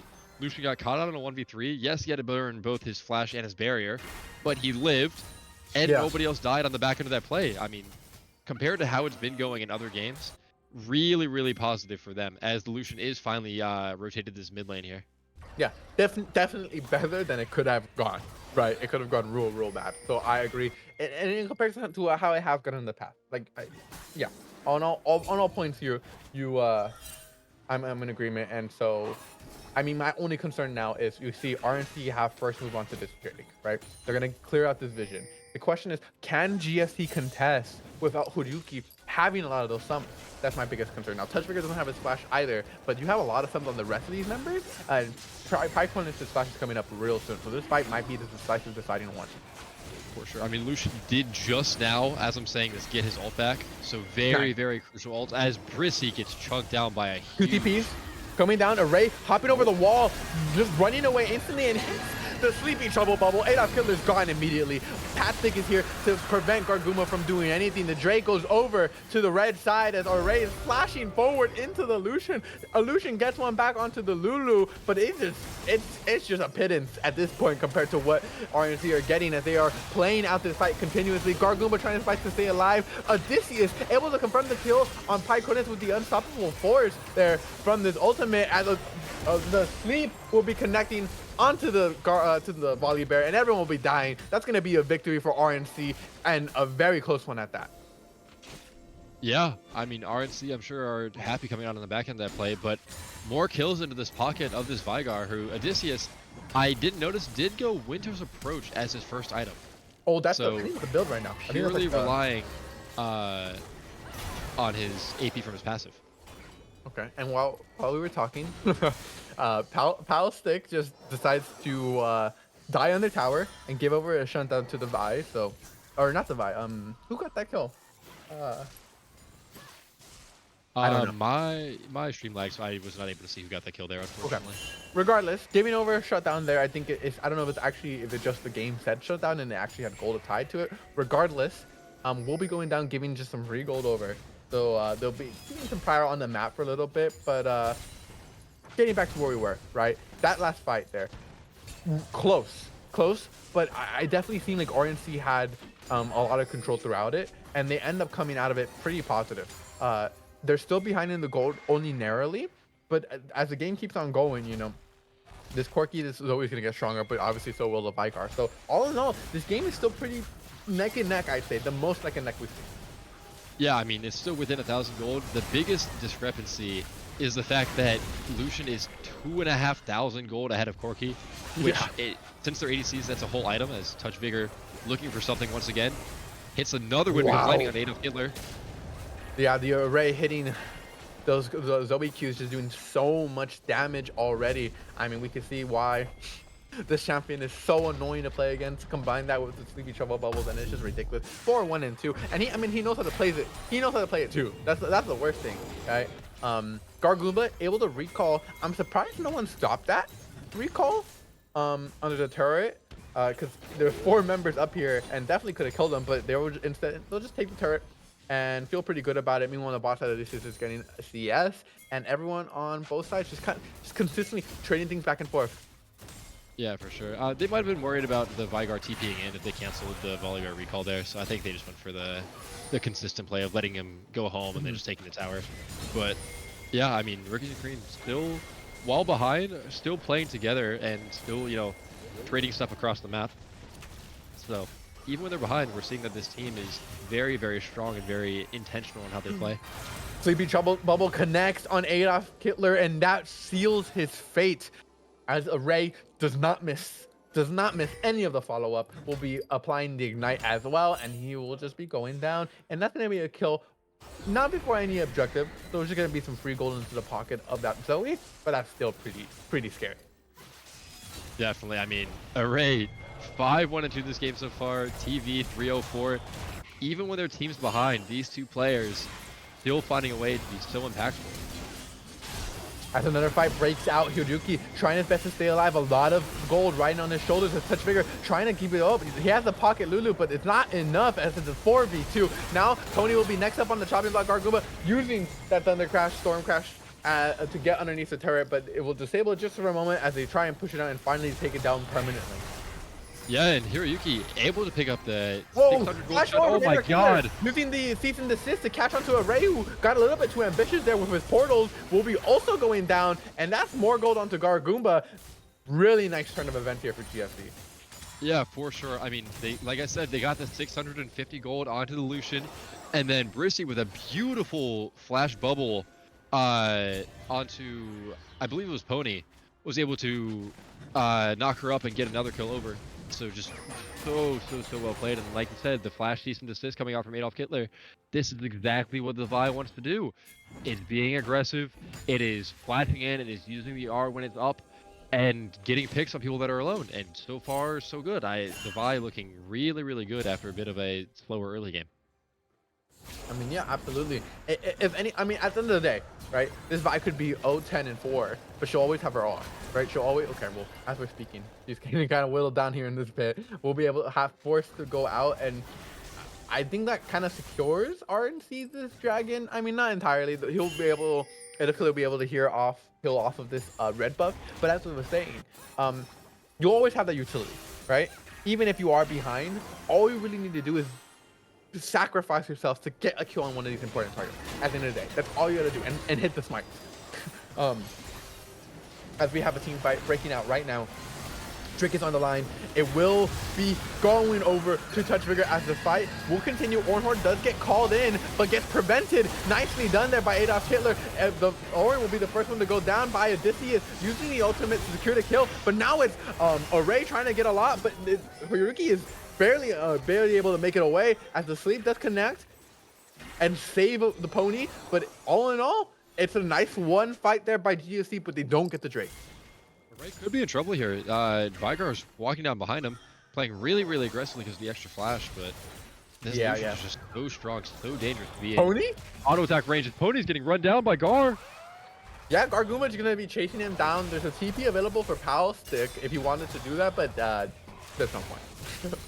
As Pony will fall over, and Garguma getting his third kill of the game, kind of digging himself back out of the hole he was in terms of gold, as we see the gold shifting more and more in favor of GFC as they built a 5k gold lead.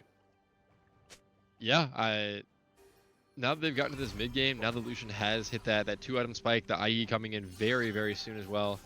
They've been playing around that. Vigar finishes death cap, hasn't picked up a blighting jewel, is gonna have a void staff very soon. All these champions on their team are so strong in this mid game. They're looking for fights, and it's paying off because of that, right? They're playing together. Finally, GFC is playing together. They're playing as 5, and they're looking for these skirmishes, and they're winning them for once. They're winning them, and as long as they can keep that up, they can keep this high tempo gameplay. They can keep forcing fights as Pony's caught out once again. This is exactly what we're talking about. Sure, she lives, but that Lulu is off the map for 20 seconds now. You know, it's so much space bought up by being together and forcing these plays. Yeah, and they're doing what RNC have been so well at doing this entire series. A nice cease and desist to prevent the Sleepy Trouble bubble from putting Adolf Hitler, you know, out of way. Able to make it out, and that's just another free kill. And Baron might be the play here now for GSC. As we talked about, that Pony got really low on the health, so they might try and pet it, but it looks like they're just gonna start stacking these bushes again. Touchmaker could be in trouble. There is a cage coming in. He does sidestep out of it, but he's inside the Lucian now. Yeah, he engages onto the Lucian. I thought there's only his only option, no way to go, because of the blocking of the cage, and he'll be going down. And this now will for sure be a Baron take by GSC as they look to, you know, really cement their lead in this game. As gold lead 6k now. Garguma passing trading on the bottom side of the map, but things are looking real good for them. Sure, and Gawr with his 2 items now, very tanky. I'm sure he'll fall here on Brit. He will make it very hard for them to kill him. Yeah, he'll be going down here. They will get the turret in exchange, living for a very long time, might I add. But we're going down anyway. The goal will be going on to Pycronus, who has been hurting for 93 CS compared to the 177 on this Lucian. A 4.5k gold lead. Lucian's at 3 items. Pycronus hasn't even finished boots. He just finished boots just now, 24 minutes into the game. It's rough for him. Yep. With this, I mean, we just saw how tanky the Volibear was in a 1v4. We can see how tanky this Vigar is with his Winter's approach, and anytime you look at him, his health bar is just huge, right? And there is not a lot of consistent DPS on the side of Rookies and Cream as the cease and desist comes in onto Array. Just connecting each time. Array has been a heat-seeking missile for these things. I mean, there's no evading them as Patchstick trying to TP in to help his mid laner, but it's too late. He's already down and just getting knocked back into the Vigar's baby cage. Will be going down as well, as with the Baron buff, GSC are looking to push in this mid wave. Tidal wave does get used, will connect, but not result in anything, as this turret will likely be going down, and Gargumba floating in the air. and like I was saying, there's just so little DPS, especially since his Corki is so behind. I'm not sure who can really kill Odysseus and Gargumba in like a normal amount of time, right? Yeah. Touchbreaker can dive in, but with the peel that this Nami has, with the damage that this Lucian has, it's so hard. As Vi flashes in, gets the knockup onto Pycronus. Touchbreaker trying to buy time, but just getting poked so far down. Yeah, the all abilities are landing from Array though. They have to be very careful. These Herald Sparks are going down. Nami will try and keep him healthy, but Touch of Vigor, the damage from this Vigor is ridiculous on these Qs. And he just flashes forward. He does not care. Array does get the kill on the Nami, but is in exchange for his life. And all around the board, GFC are just bringing them down like pins. And they'll be going down as Patrick trying to do the impossible, trying to get onto Hurrioke, and he will actually get him and 56 gold into his pocket, but will end up using his life for it, and maybe the game as they are breaking onto this turret. 20 seconds until a meaningful member of RNC does come back up in the map, and they're hitting on these turrets hard. The volleyball hurts a lot.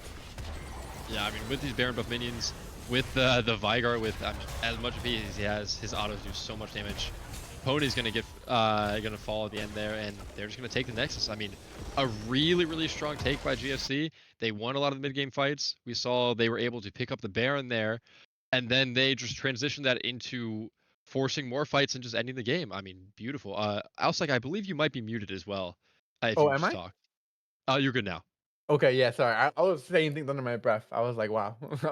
No worries, no worries. But that nicely done there by GFC to come back from an 0-2 position and to do what you said, right? They were aggressive early game and they weren't afraid to do so. With everything right on the line, with it being match point, they were able to take those risks that you talked about and close out the game. And now we have a series on our hands, gentlemen. Everyone watching at home, we are going on to game 4 draft really soon. It's gonna be 1-2 in favor of rookies and Cream. Don't go anywhere. Stick around as we go for a little break.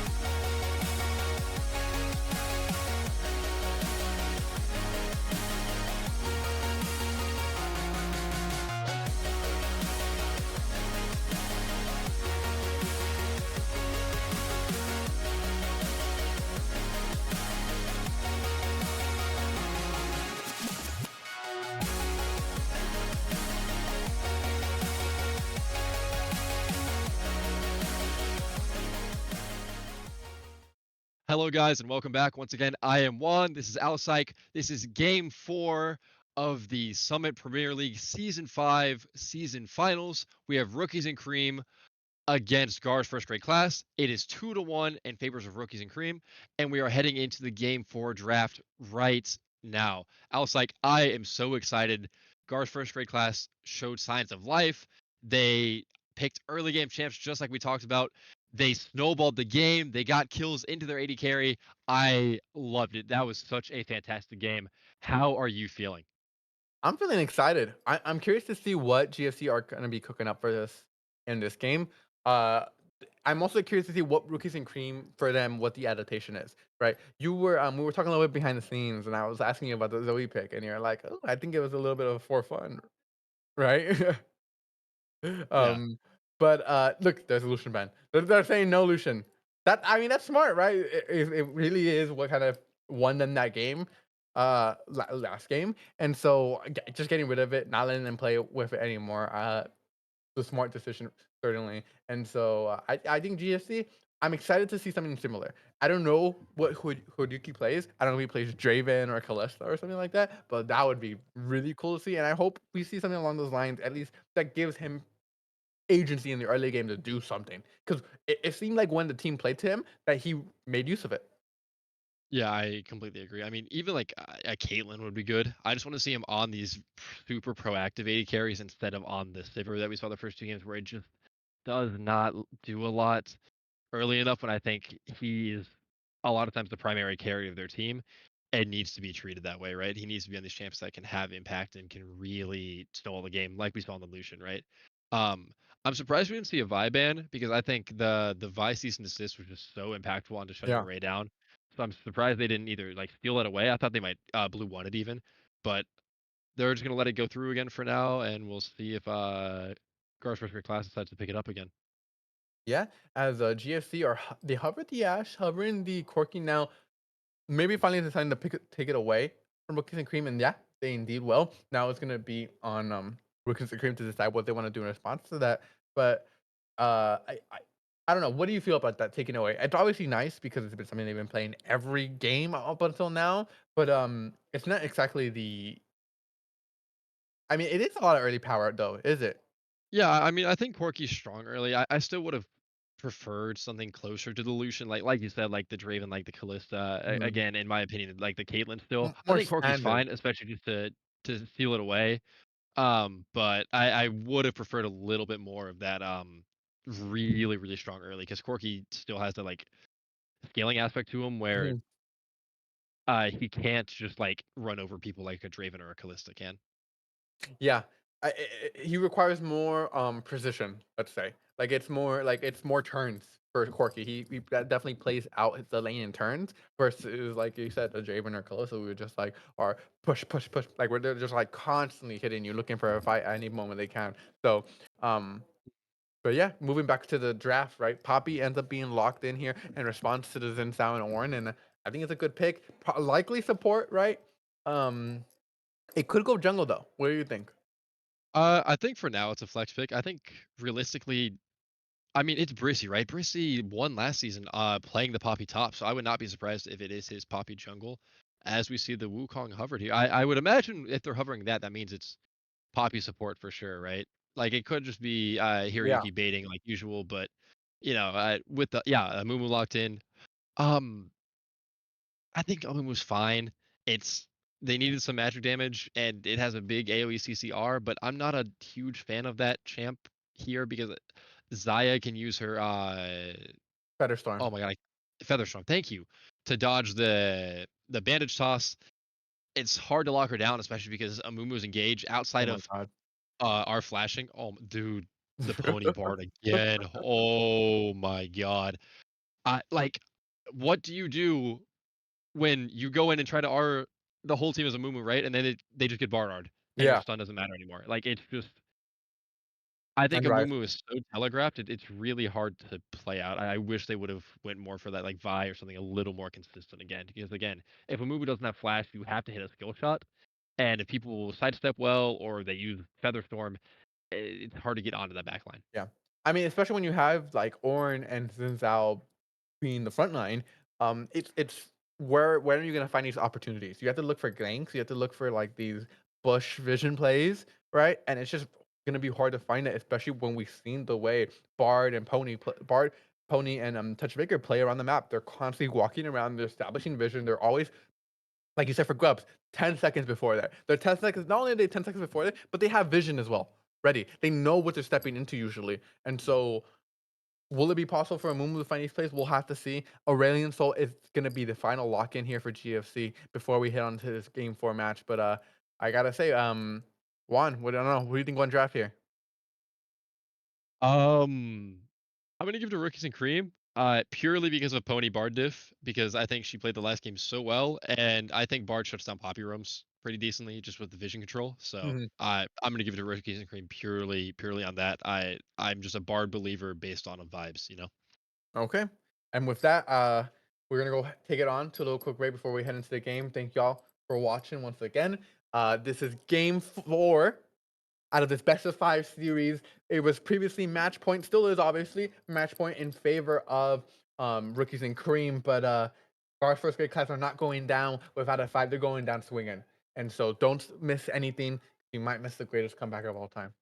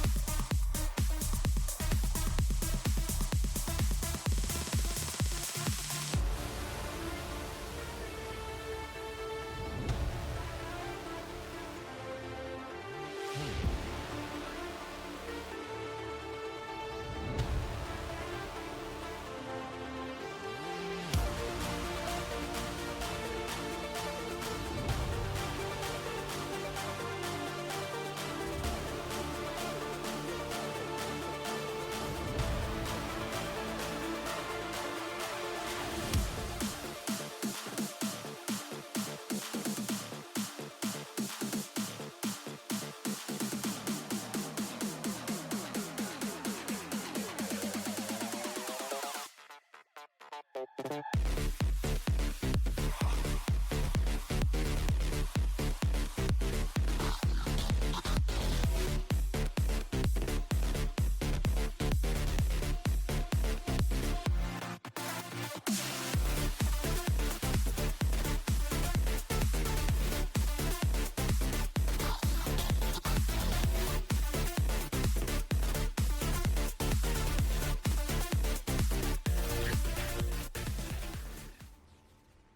Hello and welcome everyone to Game 4 of the Summit Esports Season 5 Premier Grand Finals.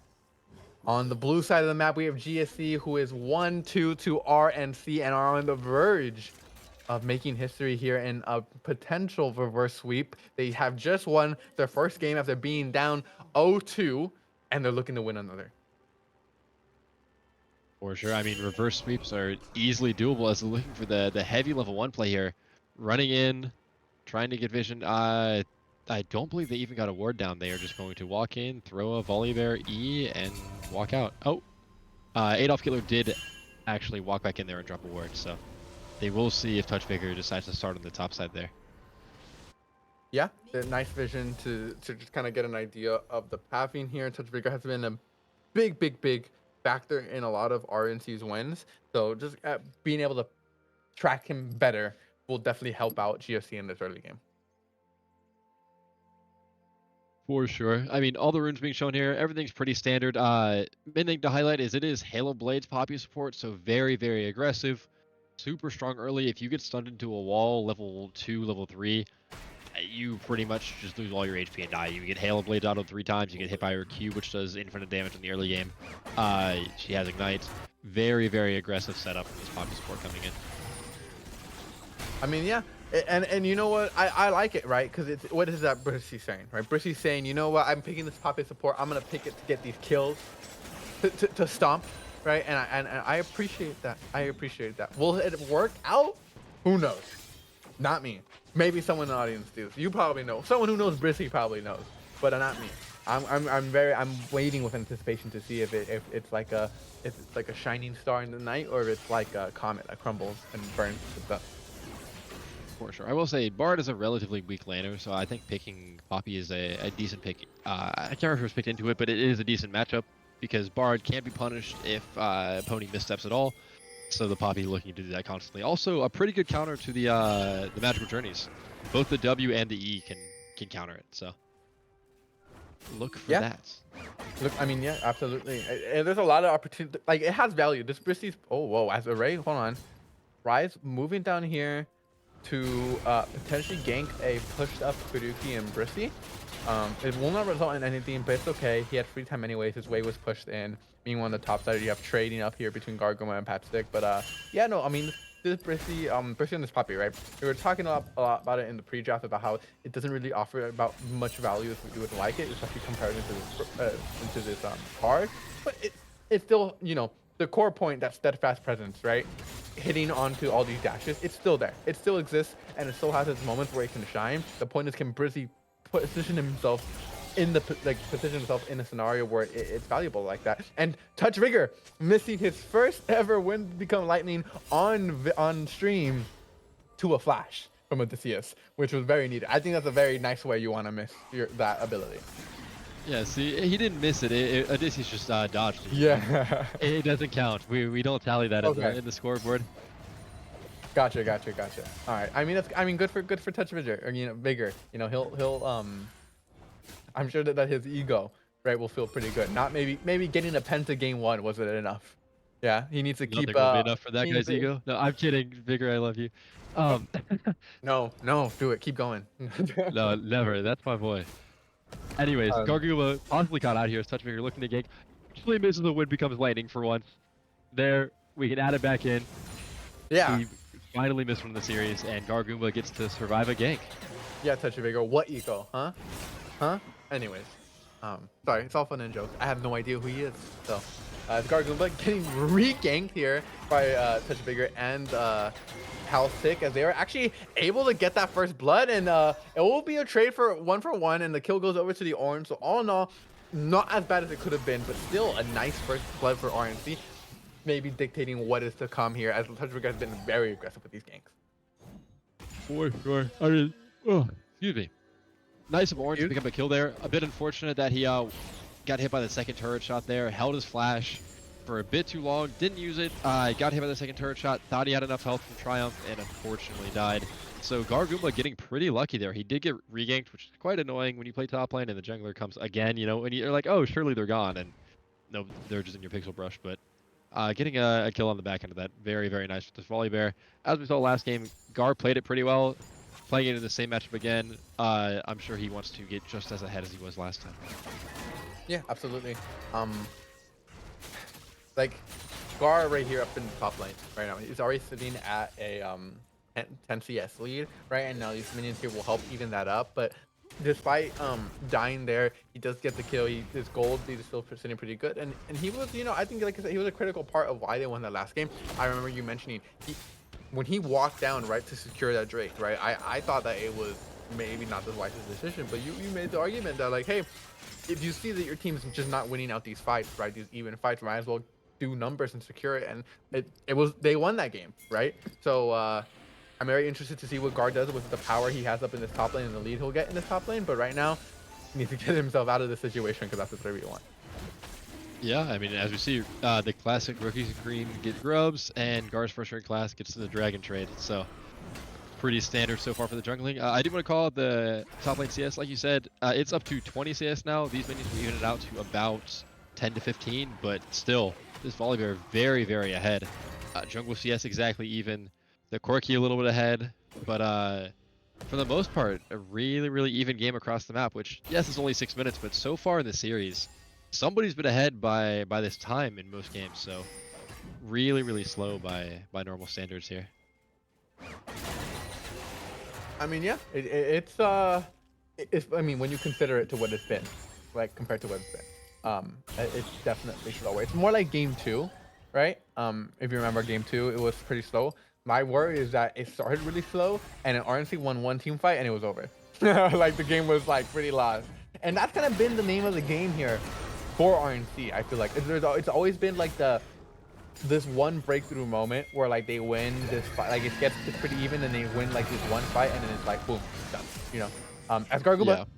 being forced to use his ultimate there to escape, and following it up with a flash as well, as Tony now having to use her own flash as she has to get away from this Mumu who threw those bandit charges, and now 3-man dive here up in the top lane. Array walking up using that realm warp to get here and just getting another kill here, and Gargoomba is not being allowed to play the game.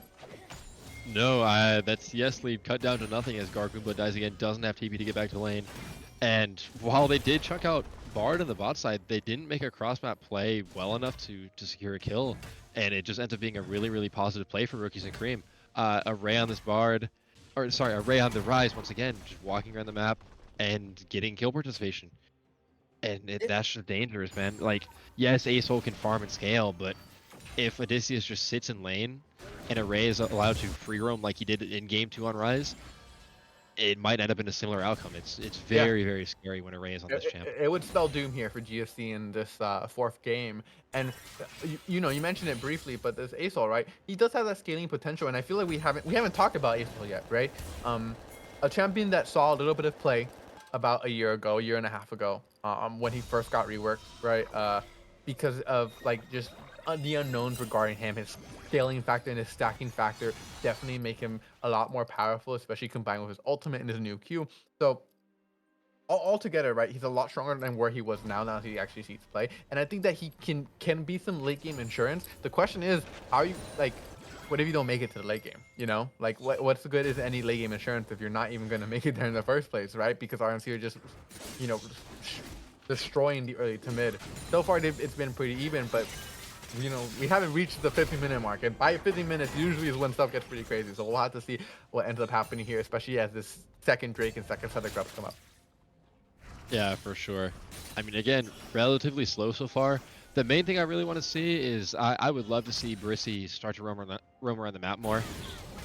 Like, it's not a crime to have no kill participation, as Pony gets caught out, but doesn't get stunned into a wall, is able to avoid the steadfast advance, something like that. I believe that's what Poppy's definitely called. That's bad presence. That's Steadfast presence. Thank you. Yeah, yeah. Like, we picked this Poppy support to be aggressive, to make plays, like you have Hex Flash, to run around, to get these stuns. Again, we talked about it, you have the Halo Blades, you have the Ignite, and it's hitting 10 minutes, and my Poppy has no kill participation. Yeah, I where has think my it needs Poppy to just been? start roaming around, and, like, I mean, Poppy hasn't even forced a flash yet, or I think they forced Bard Flash, but that was in bot lane. I really want to see Poppy really start to make a map presence, and hopefully, like, pressure Array a little bit. Like, don't let him roam for free. Be in a bush and spot him out, stun him. Really push the champ to its limits a little bit. Yeah, I agree. I think Brissy is, as we see now, looking at the map, he's starting to do that more. he has kind of sat around in lane a bit. Hold on, AF Killer trying to gank Pat Stick up top lane. Will not be able to hit the Curse of the Sad Mummy as Orin is able to preempt delay flash it, suspecting what was about to happen. Um, a little bit late on doing that, right? I don't know what the delay was. As AF Killer deciding to go back in, will be stunned up there by the Bard, but will not result anything. As Bristy and Array looking to get the kill. He gets blown up by Touch Bigger. As everyone else will now have to run away. Now Grubs are up. There's the Realm Warp. Everyone is rotating on out. And Gargoomba is going to be the next on the list as Adolf Kittler is trying to... Oh, just flashing forward there from Touch Bigger, taking tank of the tower. And that's a double kill for the Rise. Meanwhile, on the bot side, you have Ihuryuki trading Pycronus, and all in all, it's a one fight for RNC. 5K, 5-2, 1.4K gold lead, and I told you something would happen before 15 minutes. Yeah, you are so right. I talked about Brissy roaming, but I was really hoping that he would be more like with the team, you know, trying to help dive top lane there instead of being at the grubs by himself next to a Rise, you know? And unfortunately, he got spotted there, got immediately caught out, and Array with a really heads-up Realm Warp was able to warp to the top lane turret, and then pick off Adolf Kittler as well as Gargoomba there. It's just so rough when they're playing the map as well as they are. I mean, yeah, it was interesting because I understood, like Bristol, like you said, right? He was rotating up, but he just wasn't under the team. He gets caught out. Array and Touch Bigger are nearby, and they see him alone and they just capitalize on it. I mean, what do you? It's a level 5 Poppy support alone, and Array and Touch Bigger are right. I mean, they just engage up on it, and I think the biggest problem was when everyone else, like Adolf Kittler, Gargoomba, just leave, walk away. Why are we staying? As Array and Adolf Kittler meet yet again. This time though, the Aurelian Soul is here to help them out as Flash forced out already by Touch Bigger. As Temper Fate will not land on anyone.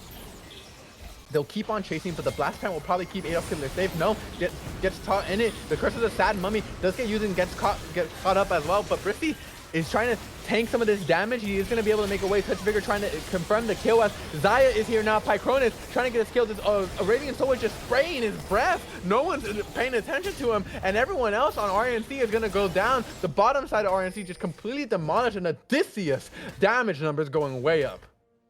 Yeah, Odysseus played that fight so well. He finished his Rylai's and immediately looks for a fight and is able to completely 1v9 it because of that.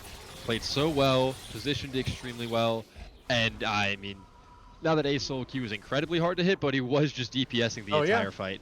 He just like, I mean, it's kind of it's borderline atrocious, honestly, that RNC even allowed that to happen for as long as it did. I mean, there was a lot of targets there, and the focus was definitely split, but just the entire fight, if you watch it back, it's just like Odysseus just holding down the Q button the entire time and just aiming, and no one's touching him, right? So he's just able to get this DPS over time, and yeah, we'll kind of just secure that fight for them and kind of bring some more hope. Now the goal lead is still in favor of RNC, and they're using this goal lead to keep pushing down these members as Bristy is first down, right back on the map and right back to action as Odysseus trying to help out the support, but just not able to get into any sort of position to help out. Bristy going down 1 and 3, and now this jungle is just lost here for GSC for a while. Yeah, I mean, Array just with a really good Realm Warp once again, and that's been the story of his Rise so far, right? Not only does he have water rocking to just walk around the map and to get where he needs to be, he is very confident, and he's very quick to use his Realm Warps, and once again, he just warps in confidently. They don't have a ton of vision on the dragon, and is able to pick off Rizzy on the back end of that as Gargoomba reads for some turret damage, and looks like he might get killed here. Oh! As Pycronus flashing away. No, trying to make it away. Pop uses both of his summoner spells, but will not be able to get away. Meanwhile, on the top side of the map, Gargoomba accepts his fate, does not use that flash, and will be going down Array, getting yet another kill, and 5-1 and 4. Array has just been superb throughout this series. Can we talk about that for a second? Yeah, I mean, every game Array has looked so good. Even the Zoe game, I think that was more of a champion issue than an Array issue, especially with how the Vi matched up into him. But he has put on a performance. I think he has been like almost 5-1 every single game. Like, this guy is putting up absurd kills, an absurd amount of kill participation just every game. He is around the map. He's helping his team. He's at every objective. Just a really insane performance by him. Oh my god. The Temper Fate connects there onto Odysseus as Brissy is being caught up from the top. That Array is here yet again, just as we were talking about. The stars come down from the Iranian Soul and it will confirm the kill there, but it's not enough. It's like, it's Pony and everyone else on the side of RNC here to clean up the rest. The bottom side of the map where GFC has been taken down. They get the mid turret rotating down from this orange, and they will balloon their gold lead up to a nice and comfortable 3K. Yep, I mean 3K is quite nice. It's only 5 kills, but it's a 3K gold lead. And unfortunately, the Acel died there, as well as the Corki. And these were your two champions that had a lot of the gold on your team that hadn't died and needed to keep that tempo going up. So killing them both in a small skirmish really slows down GFC. I mean, yeah, I mean, it definitely does, right? The thing is they have nice scaling factors. We'll always talk about this, right? The Acel is at 143 stack. I forget what his stack point break he needs to get at is. Do you recall? I believe it's every 125 or something like that for his ult. Yeah, so every 75 sorry. is what our TO Lesrek is telling us right now. Thank you, Lesrek. So every 75, and so he's getting close to getting to that second breakpoint. Or he already is. He just hit it 150, right? Unless I'm losing my mind. But it's gonna keep getting stronger. Like I said, the thing is gonna be will we have time to make it there? The Rift Herald is up right now. We're 17 minutes in the game, and GFC good thing is they have 2 Drakes, so they have time to buy before the Soul. These fights, though, on the other hand, I don't know. I don't know. What is the decision here if you're GFC? Do you just like turtle for the rest of the game? Do you contest stuff? What do you think? What is Hoodoo? I'm not even sure. I don't even know what my Corki's doing right now. He's just tried to execute. It looks like I think he just got caught under the jungle and decided to run away. Yeah, he's gonna execute. Not the end of the world. No, Sucks he has to I go mean, off the well, map for a bit, but... okay, Oh, as the Ray well. uses the blast time to get over the map and just Gawr Goomba instantly goes down. So 2 members of GFC are dead, and they will be taking this Rift held for free. Yeah, I know I said not the end of the world when Corki died there, but Yeah. I might have been wrong. I might have to retract that one.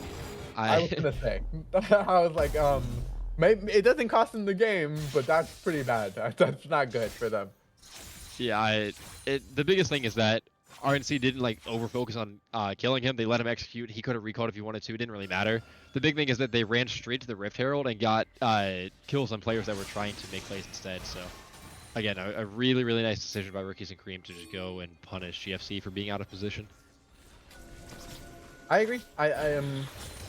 Here's the thing too, like, for Hiryuki, right? He could have chose to recall, but it would just been something that takes. Oh, 8-up tilde flashing forward. Sorry, Banish Toss being used, but it is not able to connect onto Pycronus using the Feather Storm to get away.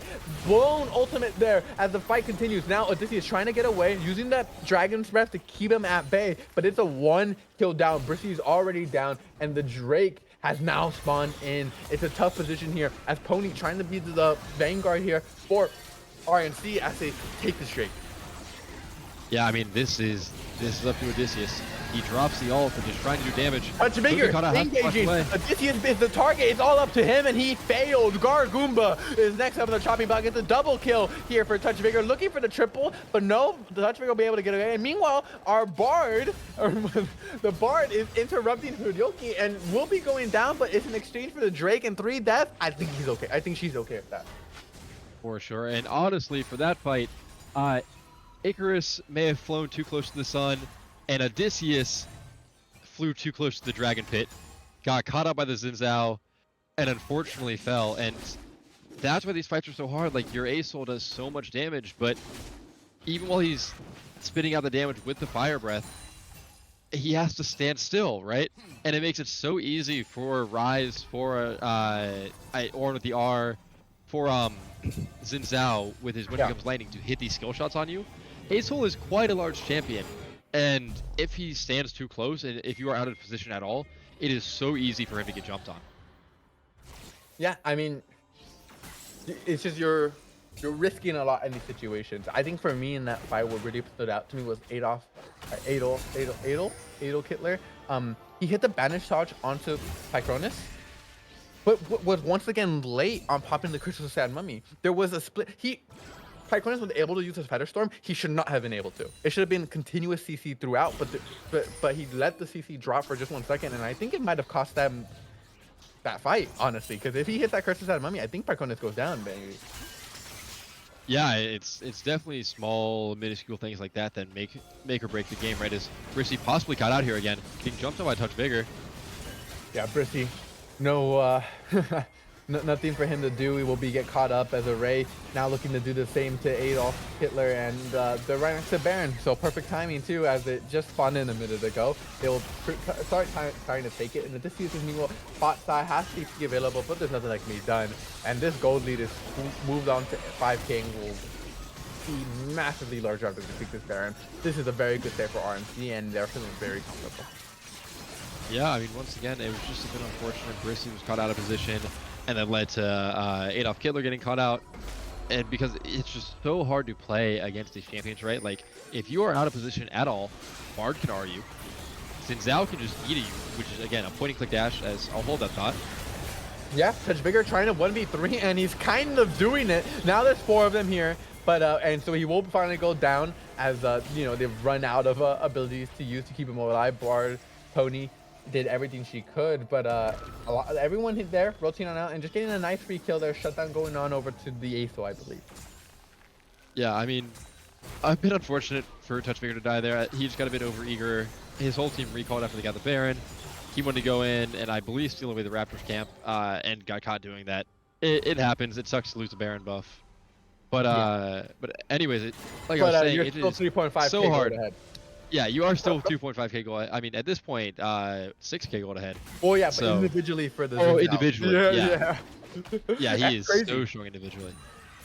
The 3.5, yeah, 3.5k is so much gold. But like I was saying, it's just hard for GFC to play these fights because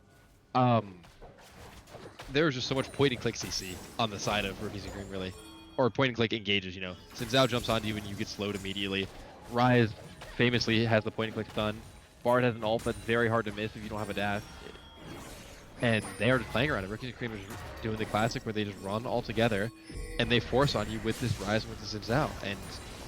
And Gawr's first rate class, once again, just does not seem to have an answer to it. I mean, they're in a position now where the goalie has gone up so much that any answers they would have had, it's like you know, it's like playing basketball with someone who's 7 foot and you're 4 foot, right? It's just like yeah, right. Like even if you guys are equally good, right? There's just a difference that it just cannot be surmounted, and so it's looking tougher here for GSC, and it's gonna take a really big mess up here from RNC to put them in a winning position now, as we see Furyuki in enemy base again, being chased down here by Array and Pony, trying to execute but will not be able to. Meanwhile, Odysseus is able to get a tower, but Orin beating up this Volley Bear. I don't know if that's how this matchup is supposed to go, but forced to use the ultimate to get away from the Orin Horn there. As now looking to trade it back now. Adolf Hitler standing on the other side of the wall, and he's healing up a lot. This Volley Bear is looking real strong, as now we had Odysseus TP in all the way in for this Orin, so they'll be able to confirm this kill. Shutdown over to the Acel. Yeah, Patslick had an unfortunate flash in place there as well, so if he had a flash, he might have been able to flash over the wall and live, but unfortunately got picked off in the end there. Zaya also caught out, able to flash out of the Starfall. Yeah, really nicely done by Zaya, using the Feather Storm to build a distance and then root up to both Brizzy and Adolf and flash away before the Curse of the Sad Mummy was used yet again. It's just a wonderful play by Pycronus, and he's going to be able to get another kill out as reward for that play. Now, Pony does go down, but it's okay. It's a 3 for 2, and they'll be happy with that result as the Drake is spawning up. Pals is respawning and has to be available. This should be their Drake. For sure. A nice second Drake for the side of RNC here. I mean, GFC is looking like alive. They're getting a lot of trade kills on the back of these fights, but unfortunately, they're still like uneven numbers. You know, every single time it's a 1 for 3 or it's a 2 for 4. You know, they're slowly losing more and more. And as this gold lead keeps ballooning, at some point you can't keep taking these negative trades. Yeah, I mean, well, you know, it's tough, right? At some point, it's like, oh, you just lose every trade. But then there's a situation where, like, if there's shutdowns, it might be worth it to die for, like, things like that. The problem is, sure, like, yeah. how realistic is that now, right? Like, when you're like 7K gold behind. I feel like your best bet, especially because of the team comp they have, is just to sit back and get these waves, right? You sit back, get these waves, and hope and pray that you could maybe catch someone out in the jungle or at a Drake fight. But Yep. it's tough. It's tough because I mean, like you were talking about in pre-drop, this Mumu made it like now that this Mumu is behind, it's really difficult for the Adolf to find any like nice engages. And again, when he has no array, yeah, I mean, he just has his Okay. Archangel Shield, right? I was gonna shoutcast that, but I saw Touch Vigor over the bush, and I was like, "There's no point." Yeah, at this point, this is just a bit sad. He did what he could. He did like a large amount of damage, right? Like the Ace Soul No, yeah, it does hurt. do a lot of damage, but he just dies before anybody else dies. Yeah, you can't 1v9, right? Like, what do you what do you expect to do? As a beautiful tempered fate locks up two here. Adolf Hitler will be the one to go down using the Crystal Santa Mummy to try and get away, as he finally does get taken out by Pat's stick. As everyone else on the side of the GSC are trying to make use of this advantage as a knockaway for the Bard, will be able to try to fight back. But Touch Trigger is so tanky that Sterex pops and keeps him alive. He goes down health bar, but he just goes right back up. Finally going down to Gargumba's hands, but that's a 3-man route, and I think a 3-man kill there from RNC as they push in this mid turret and look to take this game and end it all. They're gonna keep going. They have another wave coming in soon, but that Aurelion Soli cleared that entire wave Yeah. by itself. Array going bot here. It looks like they're probably just going to try to take the bot inhib. And then with Baron spawning very shortly, I'm assuming they'll go there. I don't know if they have the pressure to end just because of the absurd wave clear that Ace has. Yeah, it'd be tough for sure. It'd be tough for sure. They're gonna get this inhibitor. They're gonna get the second inhibitor. So the next team fight that they win, that's a really cool mystical journey there from that Bard on that skin. That looks so sick. Sorry, derailed real quick. Sorry, I just gotta mention that. But on the next team fight that they win, because these inhibs are now down, they'll have a straight shot to the Nexus, right? So it just kind of sets them up. Baron is up now, and you know the best thing for these inhibitors is you always want to take the ones that are opposite of the Baron, right? So you force members down as far as way possible from the Baron to keep constantly clearing these waves. And so all in all, they're in a really good position, and any RNC fans out there should be feeling pretty good. Oh, Pony possibly Tony, caught out here, but the magical journey is just so good at getting her yeah, out. imagine, and then follow up Oh by my 3-man temper. god. I mean, it's just a masterclass. Like, it's expected. What can you do? Touch Vigor now is next up on the hit list, trying to make the best here in this 1v4 situation. Does end up going down, but buys some time. Meanwhile, the person in the back end was caught up with Array, as an Ornhorn will connect on two. Array, a lot of shield there from that Seraph, and this Array will be going down, decided to go in. Pycronus is just free hitting. It's a triple kill, double kill for him, and they will chase down for more potential quadra here, as they're looking through. Haruki is the last remaining member of GSC, and that's the quadra kill for Pycronus, one away from a penta. It's okay, as now you have Palstick in the base of GSC looking to close out this match. 20 seconds until Prissy is up. They're hitting on his turret, and I think that might be game one. Yeah, I mean, a really heads up TP by Orn there to go in then. But I mean, Patstick really, on the back end of that fight, hitting that, I believe, 2 or 3 man R to set up Pycronus to just constantly DPS people and get the Blade Caller through all 3 of them was ridiculously well played. Pony staying alive through all of that and supporting her teammates, just an incredible team fight to end the game. So deserved to Rookies and Cream. And with that, I I, mean, yeah, I mean, that so was incredible. ridiculous. I mean, it was just reminiscent of game two and game two, right?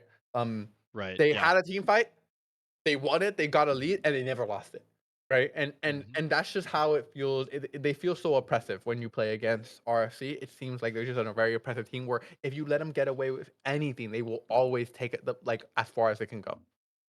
For sure. Yeah, I just think they played that game so well. Even though it wasn't perfect, it wasn't as clean of a win as game 2. They played to that same game plan. They ran around the map together and they were able to get another clean win through it. Yeah. And well, now we have it. Your these are your season 5 premiere, summit premiere league champions. Their grand finalist champions is gonna be Rookies and Cream, and you're gonna go to an interview pretty soon. So please don't go anywhere. Let's get to meet the people who won season 5.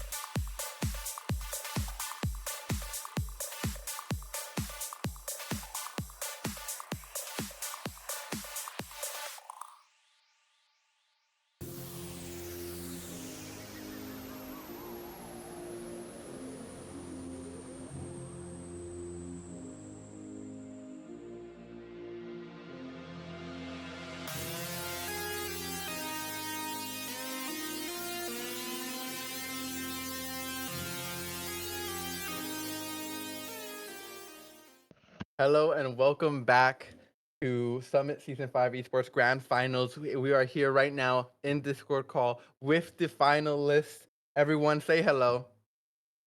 Hello, hello. Yo, Hello. yo, big Hello. Hi, win. hi. Thank you guys so much for giving us the opportunity to interview you guys. How do you guys feel after that win? Uh, I feel pretty good. Yeah. Um, Bro. If no one's yeah, gonna say we it, I'll just got say it. done playing. Big So, Say Mac it. McChicken Elo, free as hell, easy as hell. I'm just saying. Summit Mickey Mouse. He's toxic. he's Okay. toxic, yeah.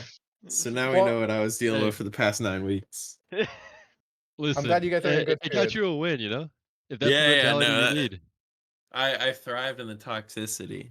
Like if TV hates somebody or has rivalry, he actually powers up. So like everyone just kind of shot themselves in the foot with that one. Gotcha. Okay. It's true. Yeah. Oh, Juan, So, you have some speaking questions? yeah, well, first of all, I just wanted to say, are there any shout outs that you guys want to do? I just want to get those out of the way first. Yeah, we gotta shout out Pat. Pat's not with us tonight. Um, he had to go right after the series that just happened because that's what happened. Um, he just wanted me to say choo choo because he played all Orin all 4 games. Choo choo train. I mean, yeah, I was surprised that didn't get banned in any of the games. Hey, That it's guy's a okay. beast on the Orn. As were we. We were also very surprised. I was I gonna mean, get Yeah. banned. Yeah, yeah, I Also, I mean, just want to he's quickly done. mention. Oh, sorry to interrupt, but I just want No, to go quickly ahead. mention. I played 20 games of Volibear before the series, just so they ban it. By the way, I was never gonna pick Volibear. Just wanted it to be known. They got baited. Volibear propaganda worked in the end. Volleyball Congrats, bro. propaganda is Imagine up. looking your opponent still a Did you win QSS. your game at least Yeah, I in Oh was yeah. solo winning duo? actually. I had like a 90% winner on Volibear in 20 games. Oh my That's god. Oh crazy. yeah. That's Unreal. TV. To be fair, that would Yeah. have fooled me. That It would have fooled me. worked. Yeah. Triple ban jungle every single game. We got Ornn and Corki 5 games in a row. How can Yeah. lose? Yeah. How Well, can lose? I want to ask you guys Yeah. a question, right? Because you guys seem like a real jolly bunch. How long have you guys been playing together as a team for? It's When start of when was week one? November. Like it's like since October. Gotcha, We've been gotcha. practicing pretty consistently. We get 1 or 2 practice sessions in a week. Oh, I've played with Nice. TV since Yeah. for a year, I think now. I see, I see. Okay, and so then you guys, what, like, why do you guys form the team? Why do you guys even like playing? You just friends? You wanted to win? I kind of just rolled the dice with my draft. I told them Array stole me. I I kind of just stole a bunch of players that everyone else was looking for. But Okay. I was like, Nice. oh yeah, TV's really good. I'll take that. Oh, Pony, yep, I'll take that. Ooh, Pat's thick. I heard he's real good. I'll take that. And here we are. And no one expected this, right? For sure. We were ranked Yeah. seventh on the power ranking week one. Were you guys We won. actually seventh week one? I think so. We lost to Sprinklers Tinklers pretty badly the first week. It was bad. That's criminal. We lost week Yeah. one and everyone thought we were bronze. Crazy. Yeah. And we were bronze that week, to be We honest. we were just rookies. Yeah. You were just Gotcha. rookies. Rookies We Now and you guys are cream. just cream, yeah? yeah, We're Cream of the the crop? we'll cream come of the back. crop. Yeah, see? Nice. Um, Yeah. One. yeah, last question I really had is just I want to talk about a little bit about the Bard because I was talking about it on broadcast. I think that's a really fun champion. I think you guys played around it well. Uh, both to Pony and Array. First of all, is that a champ that you guys always wanted to pick? Was that like matchup specific? And was it always meant to be paired with Rise? Were you doing like a Bard Rise thing, or were you just picking Bard just because Bard's, you know, Bard? I played it against Dean. It went really well, and I'm like, damn, maybe I can actually play Bard. And That's so true. it's had a lot of map presence, which helps with mid jungle getting ahead. Yeah. Gotcha. But Okay. it wasn't like specific. It's kind of like my free. Oh, I get to leave lane and do things. It's very Gotcha. interesting how our team works because our team typically we don't have a strong side. Like we don't strong side bot lane, we don't really strong side top lane either. So the way we played with the Bard really makes sense because it would just be me, TV, and Pony roaming around while P Cronus absorbs pressure, gets a bunch of farm, carries the fights later. You know, it's not like something you see in a lot of even draft leagues or like a lot of teams, but it worked for us and we got the chip. Yeah, for sure. I mean, I think I know we don't have the stats for it, but if we had a jungle proximity percentage array, yours would be very, very high. You would have an insane. Proximity Yeah. percentage. But I mean, you That's guys been the played around entire well, so season. Me and TV are on Demon Hour every time we're on the Rift bro, together. hey, you guys were beast mode, so you deserve it. Honestly, like really deserved when you guys Yes. looked good out there. And then the only other thing I wanted to ask was, how was the confidence going into? I mean, you seem like you're all relatively chill. So going into the series, any nerves at all, any of you, or were you just like, we're gonna win it? Did you guys know ahead of time that you were just gonna stomp? How are you feeling? We were a lot more nervous for the series beforehand, to be honest. Like when we I was a played little Elo nervous. Surfers, Elo that Surfers was is really like hard. they were like the boogeyman to Oh, us. don't talk to me about Elo Surfers. Gumby ruined my life. Yeah, it's just a lot of it is Gumby, and that Yeah. guy's so good at the game that he can like. I was explaining it earlier, but he's one of the few players that actually like plays the game in a way that like like is always thinking about the game. Like when I'm thinking about the game, like I'm playing the game, I'm not always thinking. Like sometimes I autopilot, I'll start hitting creeps. Every action that man takes, it has like its proactivity. So Mhm. There's a purpose to his actions every time. exactly. And that's why it was so hard to play against them. And that's why I went 5 games, and those were like some of the hardest games I've played in any league that I've played. Wow. But Right. we do It'll be have fun though. friendship. Yeah. And we have friendship, and we all just play together very well. And we don't have the loser mentality in this household. Nice. Wonderful. I wanted if I could ask one more question before we kind of head on to the closing remarks. In terms of like team environment, I mean, it's clear you guys shown that you're very close and you guys seem to have a really jovial like, but when it comes to communication and talking throughout the game, then in this series in particular, I felt like I saw a lot of moments where there was a lot of really fast reactions. So when you guys are like in game calming with each other, what is the kind of does everyone talk at the same time? Is there like an IGL? What is the kind of strategy you guys employ? I think just someone says something, and we all listen to whatever somebody said. Okay. Full faith. Just blind faith. Yeah. I think we get to Yeah. the point where we kind of just like know how we're gonna play, so we don't really like have to ask what each other's gonna do. Mhm. Yeah, Some most is just targeting and like planning out things beforehand. I think yeah. the Gotcha. bard helps with the targeting because I just gotta get R and we can Yeah. like think about what we want to do. What was that, Target. Pico? I was just gonna say like most of the comms that really made a huge impact for us were just whenever we would have like these team fights because we noticed in a lot of the games that we lost, especially like coming into the season, the beginning, whenever we really struggled because we were trying to figure out how to play together. One of the things that we noticed was we just weren't together and coordinated in the team fights. And Array was really like, hey, we really need to try and like focus on like targeting, make sure we're working the fight together. And you probably saw a lot of that in those games, especially that game three, whenever it was just so many combos onto like 2 or 3 people at a time to be able to just take them apart as a Yeah. team. Gotcha. Gotcha. I mean, well, it definitely shows in the gameplay that you guys, at the very least, are very accustomed to each other's decision making.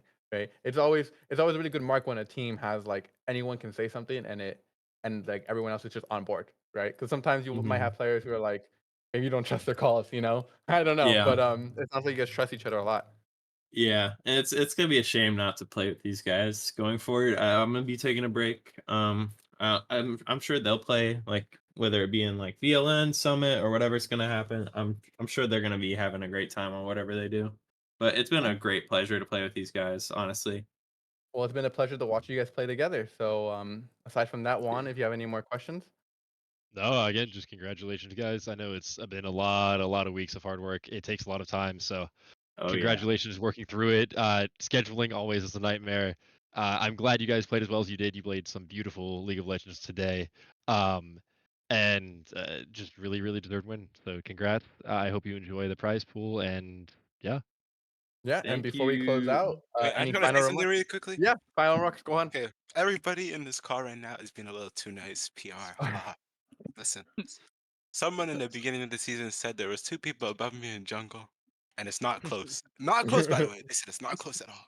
you Just got saying. you got a grand finals penta. Just saying. That's all I'm Yeah, saying. There. We And got a a grand and a final. penta I before didn't say that that. in the semis. Nice. Hey, I'm just saying. I wouldn't be Yeah. nice. It is what It's it true. Yeah. is. Yeah. Let's cut the bullshit. It's TV MVP season. If you for the paper plates, if y'all aren't voting TV, y'all didn't watch anything with the eyes that you have. Let's be Yeah, honest. just listen to the stream. I was gassing off the whole series. It's TV MVP. It's All TV right. MVP, baby. And with that, if no one else has anything to say, Shout I'm out gonna Gamer close it D. I off. love you. Thank you for Summit Season 5. Gotcha. Shout out Gamer D. Other than that, shout out Shout to the out stream to the stream director director, for putting this Mr. together Lesler. and being the greatest cover up artist of all time. Thank you guys. Bye. Bye bye. I've got one last shout out Oh. to VLN for getting me in here and for taking the heat on that. He went 0-47 just because Zero he's a goat. That is our goat. 0-47 in one game. It was 0-41 yeah. versus Yeah. us. Yeah, it was all VLN. He made us happen. Okay. Hall of Fame. Shout out to that. Shout out to him as well. Yeah, shout out VLN, bro. Anything else? Are we done, gentlemen? I Or think we're done. Everyone. I appreciate you guys. Okay. Big Mac Thank you, makes guys. chicken Mickey Mouse. Goodbye. All right. Well, thank you guys for participating.